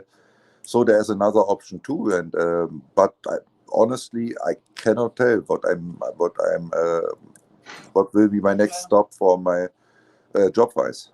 So I haven't thought through it yet. As I have many things in my mind, and even if I'm able to travel again, so I'm having a motorhome on my own, and I know how that works. Maybe I go the one-man company and bring them over, so travel those bigger ones in and out, and I have connections in that way too. Then I don't need a truck at all. So, but I'm transferring those big buses or something like that. That's another opportunity. I can go as a handyman, so I learned locksmith, and I'm a welder too, so I have many opportunities. So I'm not really so worried about the future in my job. So the other one is much more focused. I'm focused on that. Excellent. we can make the difference, and we can stop the madness. Absolutely. Yep. And that's the thing, right? Like, I mean, there's always, I'm sure there's always, like I say, there's always a plan B, plan B, plan C, let's say, to get out of Canada. But more importantly, that we need to stay and fight right now. We need to stay and fight right now. It's fine to have those plans, but I mean, we need everybody strong right now to fight and support any rallies, anything going on in your city. There's so much things going on. I've been reading the chat, of course. Yeah, I know there is. I've got the information. I know when Ottawa is doing rallies every single day, a particular rally by the Parliament every single day. I know Toronto has their rally Saturday, and of course we have the U.S. People's Convoy, of course. And the large freedom chain that's going to be going on, and Erik, of course, is going to take part in that. Yeah, that's going to be on the Trans-Canada Highway. I don't know how is that going, like right across, or do you even know how they're even going to do that? Because I'm just thinking, like, wow, how do you get that? It will be very interesting. I have no idea if we can make it. For sure, I will be there, and I send you pictures or make a video about it if you can. That's amazing. Yeah, that's absolutely amazing. Yeah. Wow. I wonder, are people just gonna like pull over the side and just connect hands? I wonder how that's gonna be. It's gonna be very interesting to see. Hopefully we can get some drone footage of that too. That would be that would be awesome. Absolutely. But awesome. we do whatever we can, and let them know the government that we are not complying on this what they are doing. The Emergency Act, it was all criminal, and all the crimes they were committed by first of all the government, and of course the police, because they broke the law. Those aggressive arrests and using the horses and harming people, and I've seen so much. I couldn't believe what I saw when they went rampage, the cops against the protesters. Wow. And almost like, since more of them were doing it, it almost felt like, oh well, I guess we can do that. We can somehow enforce or bend the rules or break the law. You know, more of it was going on. I'm just thinking, wow, man. I just hope that, you know, something comes out in the end, and people are accountable for their actions. You're always accountable. We're accountable. We have to be accountable for our actions, so they should be accountable for their actions too. I'd be nice just to see what happens in the you know, coming weeks, months, years, whatever happens with this. Man, it would be what a situation would it be if things actually turned around. Oh wow, a little dose of real justice. It would be amazing. You see, if we make a mistake in life, and you and me and anybody else, and we messing up in a job, we are getting fired, we are getting fined, and if we commit a crime, we are getting punished for. That's normal.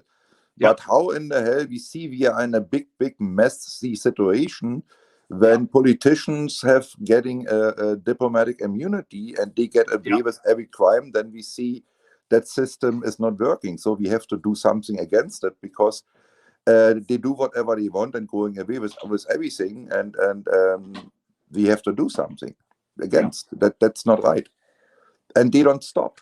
That's the problem. They're getting corrupt, they're filling their pockets, and they smile and laugh in your face. What you want to do? I'm on top, and I can do whatever I want. I take your money and throw it away, and what do you want to do?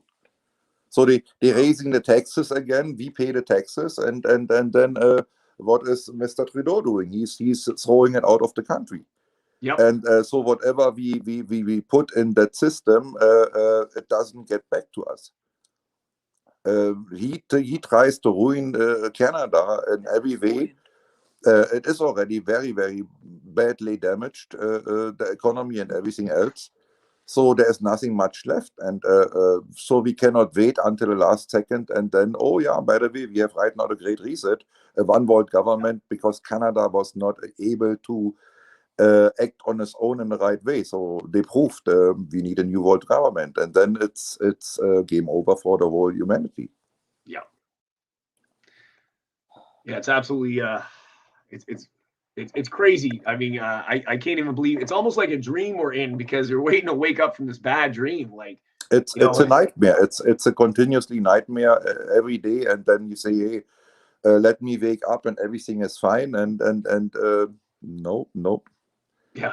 Who would have ever thought that, you know, you're not allowed to go into a particular store or a restaurant, because to sit down with your family without showing proof or pulling out your personal medical information, and that's not your doctor that you're talking to, like insane. Then you see that whole stupidity, and you have to go. You stand on a dot on an airport to get your flight, and 6 feet 2 meters away from each other, to sit half an hour later.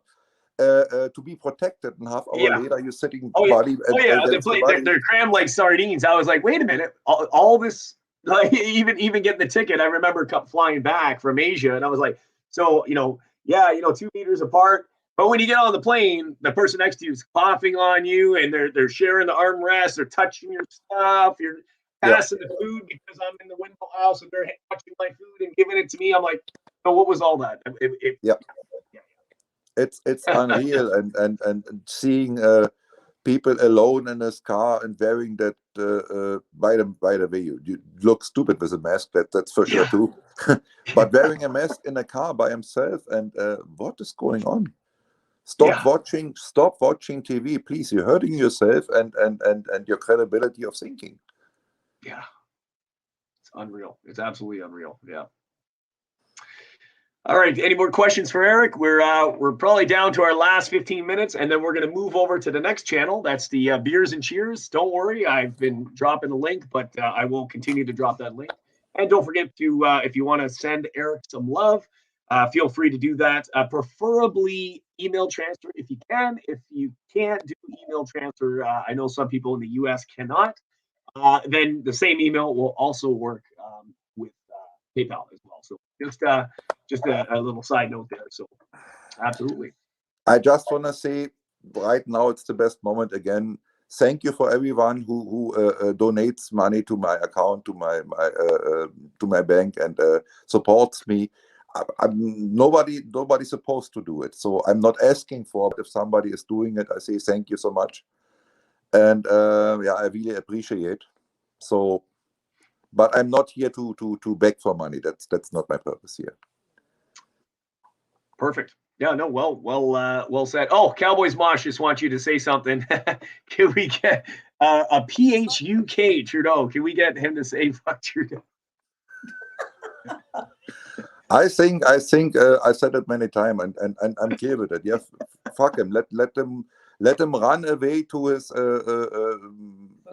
birthplace or manufacturer place. Let's call it that way. Let him go to Cuba, never ever seen again. So really that. Take all the others with him. Yeah, and take a big plane because the whole parliament put him in there and never seen again.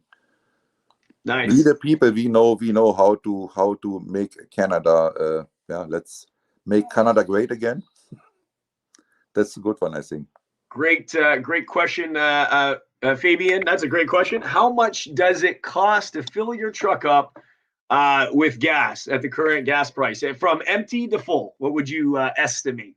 From empty to full. So we are right now, I think, around $1.65. Wow. And I have 1,200 liters of, so 600 each side on my truck, 600 liter tanks. So 1,200 liters fits in that whole. It's almost $1.80 here, by the way. So wow. Imagine it going up. So yeah. So on only one fuel up, my wife used the calculator, $1,992 Canadian. That's the price of today. One fuel up. So $2,000, one fuel up. Wow, and I'm worried about my $400 in my dump truck. That's nothing compared to yours. Oh my gosh! and yeah, it even doesn't make sense to roll out as an owner operator, as a independent.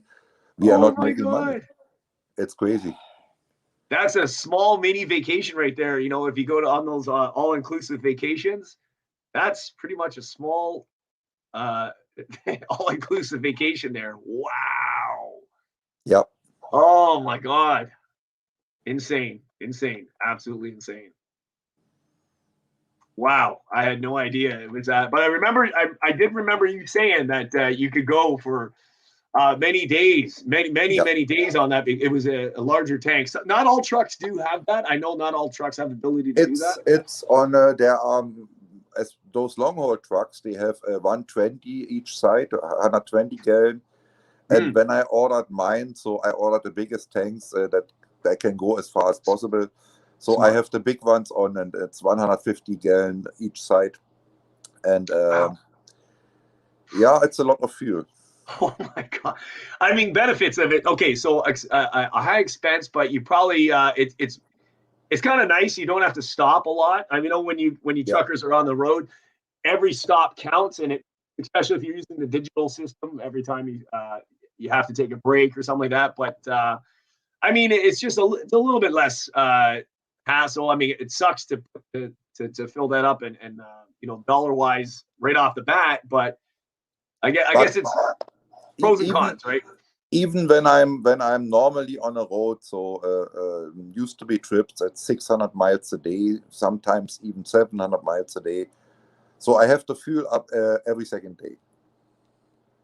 Wow, that is insane. The amount of fuel. It's a thirsty truck. And I try to be efficient as possible, but yeah, sometimes then you cannot even watch, and you have to hurry up, and the mountains and the wind, it's not really the weight that makes the truck inefficient. How much you carry? It's the road conditions. It's the wind. If it comes crosswind, it's the same worst like from the front, and then doesn't matter how aerodynamic the track is, and you're losing. And in the winter time, you need even more because everything runs harder, and you're losing 15% of the power just because of the additives, the winter fuel. Yeah. And so the winter is the toughest time. Then you need everything. It's more expensive. The truck rolls harder. The fuel efficiency is not there in the cold, and they need always more fuel in the winter. And of In course, the summer gets better. The more weighted down you are, the more it's burning too as well, especially climbing hills and stuff. Yeah. For sure. Fabian says, "Hey, we got to work to try to fill your tank there." That's awesome. Thank you. Awesome, Fabian. Yes. Yeah, absolutely. 9 or 10 minutes left. We're winding down near the end of this, and don't worry, I will pin the link. Mosh, thanks for that. Yes, I will pin the link. In another 5 minutes or so, I'll pin the link so you guys have lots of time. Don't worry, you know where we're going. We're moving on to the my new channel, which is called Beers and Cheers. And then we're going to have some other guests come up on panel, and hopefully Erik can pop by for a little bit and have a little chit chat. I know Mosh will be anxious to get up there and talk to you. He's a big supporter of you as well. So we're kind of just winding down. Any more questions we got? Any final statements? Anything you want to say to anybody? Any final statements? Anything you want to add to this?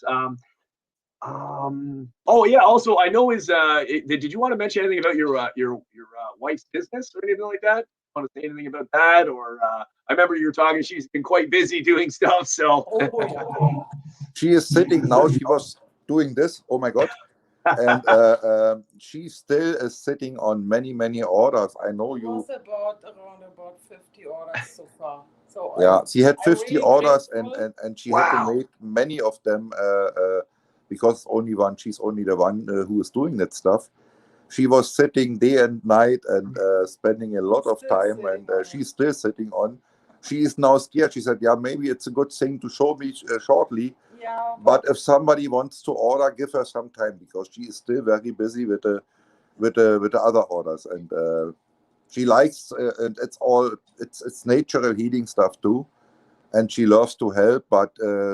As only one person, it's really tough on her right now. Orders, give me 2 weeks. Amazing. Oh, Freedom's asking, and what exactly is she making? They're asking what they want to know what she's making. I reach over to her.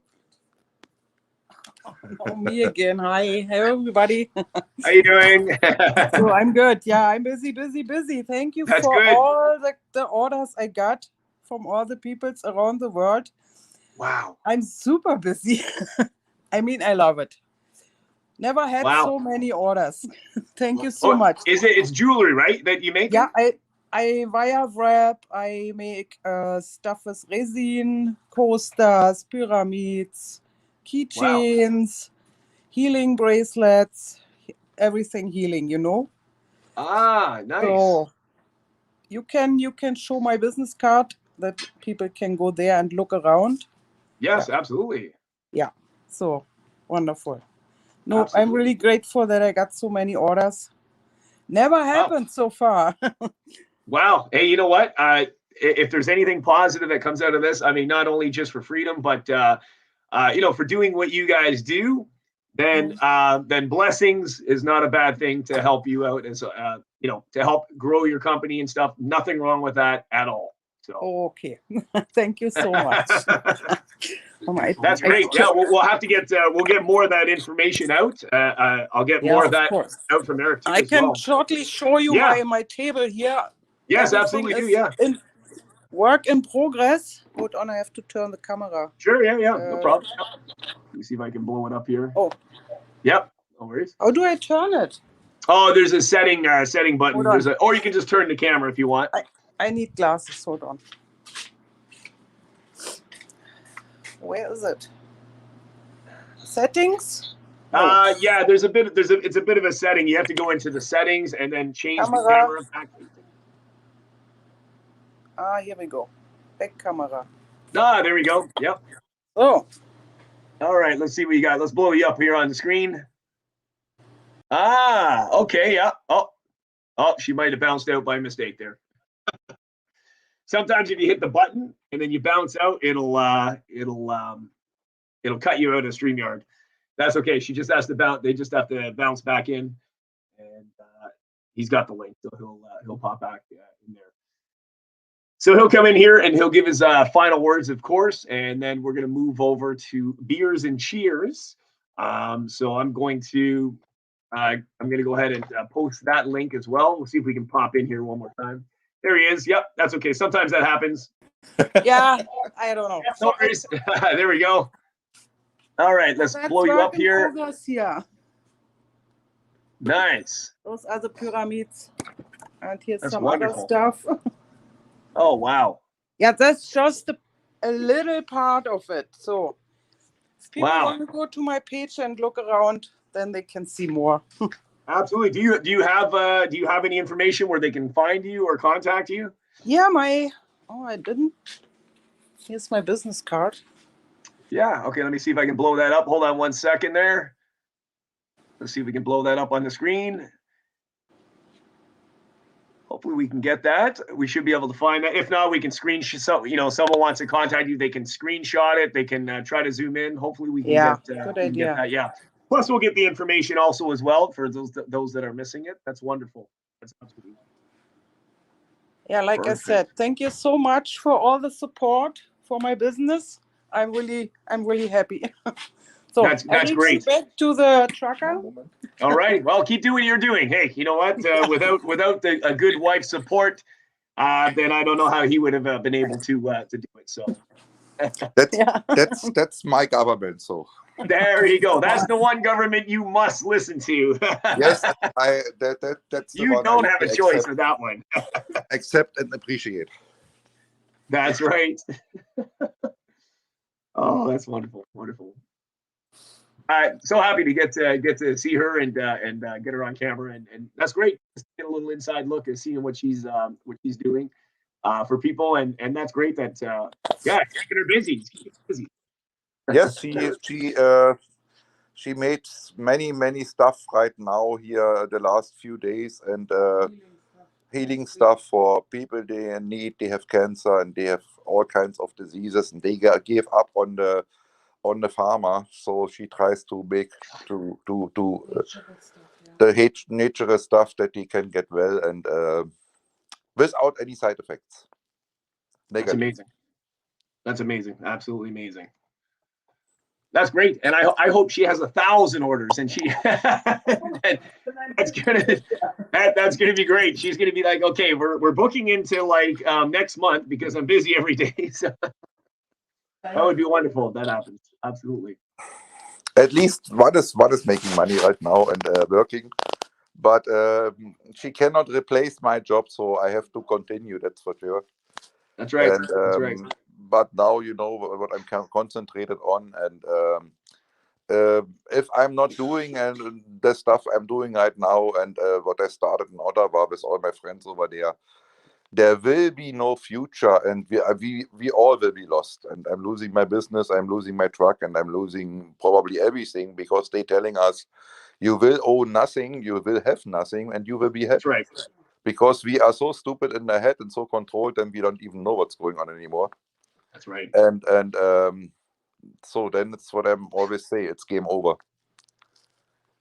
Yeah, it's very scary. Once we lose that, like I said, you don't get it back. So this is a fight of our lifetime, and not even just for Canada. It's actually for the world. The whole world's watching us. For the whole world, for the future. Yep. And there will be no future. Then it's yeah, I don't want to think so much about that situation. So I'm pretty sure we can turn it around. But we need everyone in, and as much as we can reach. And the sleeping giant needs to be awake, and then we can turn it around. Exactly. It's not only we rattled the cage. Yeah. We definitely have rattled the cage, and they know we're listening, we're watching. So we got to keep on that. We can't give up at all. 100%, and the house of cards, that's what I like to call it. It's crumbling. It's falling apart already, and they haven't thought it through completely that we will not comply, and we will see the lies.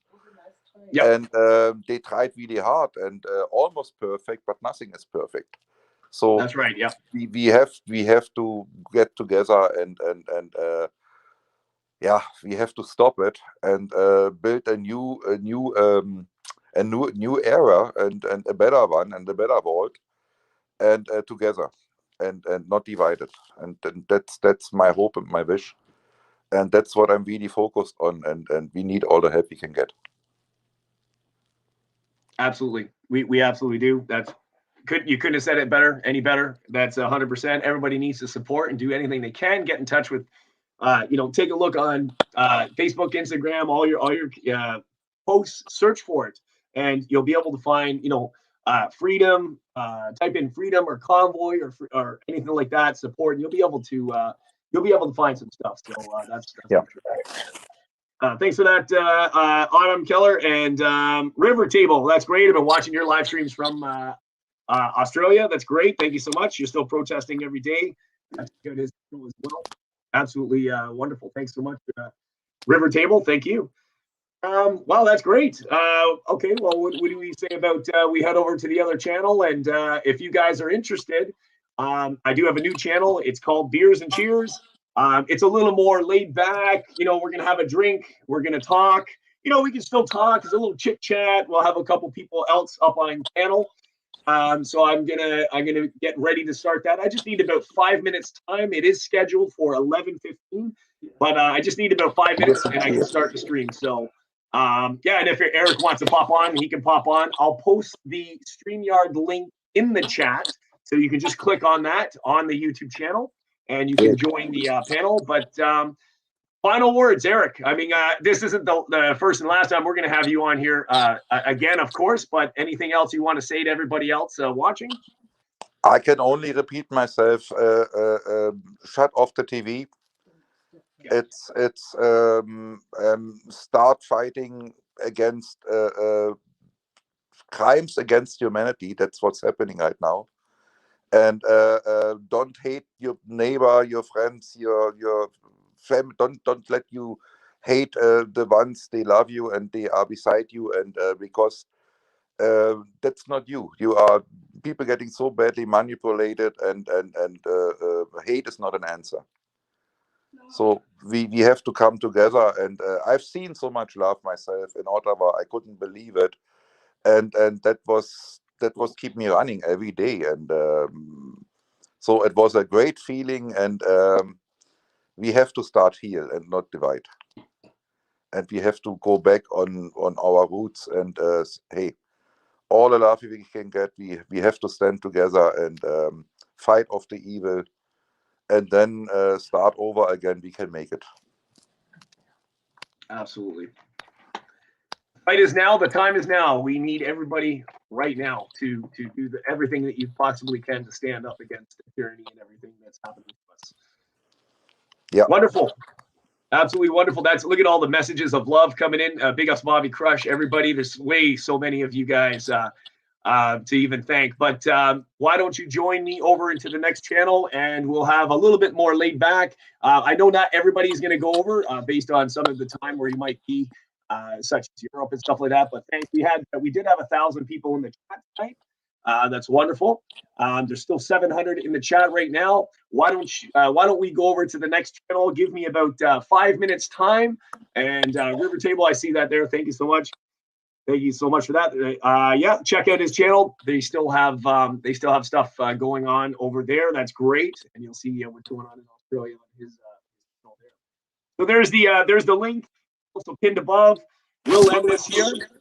Eric, I want to thank you so much. And Eric, hopefully you can join us for a drink or two onto the next channel for a short little bit until you have to go. And that's fine. I've already taken up, of course, 2 hours of your time. But if you want to join for a quick drink or two and have a little short chip, stay as long as you want. But yeah, that's wonderful. Really appreciate that. I'm coming over. All right, perfect. The link's in the chat, and I'll send you. I can send you the link to it if you don't already have that, Eric. And I can if you don't have it. I know sometimes the StreamYard you can't see the links, but that's fine. I'll send that to you too as well. And yeah, thanks a lot, guys. Big ups to Eric. Big ups to Eric's wife.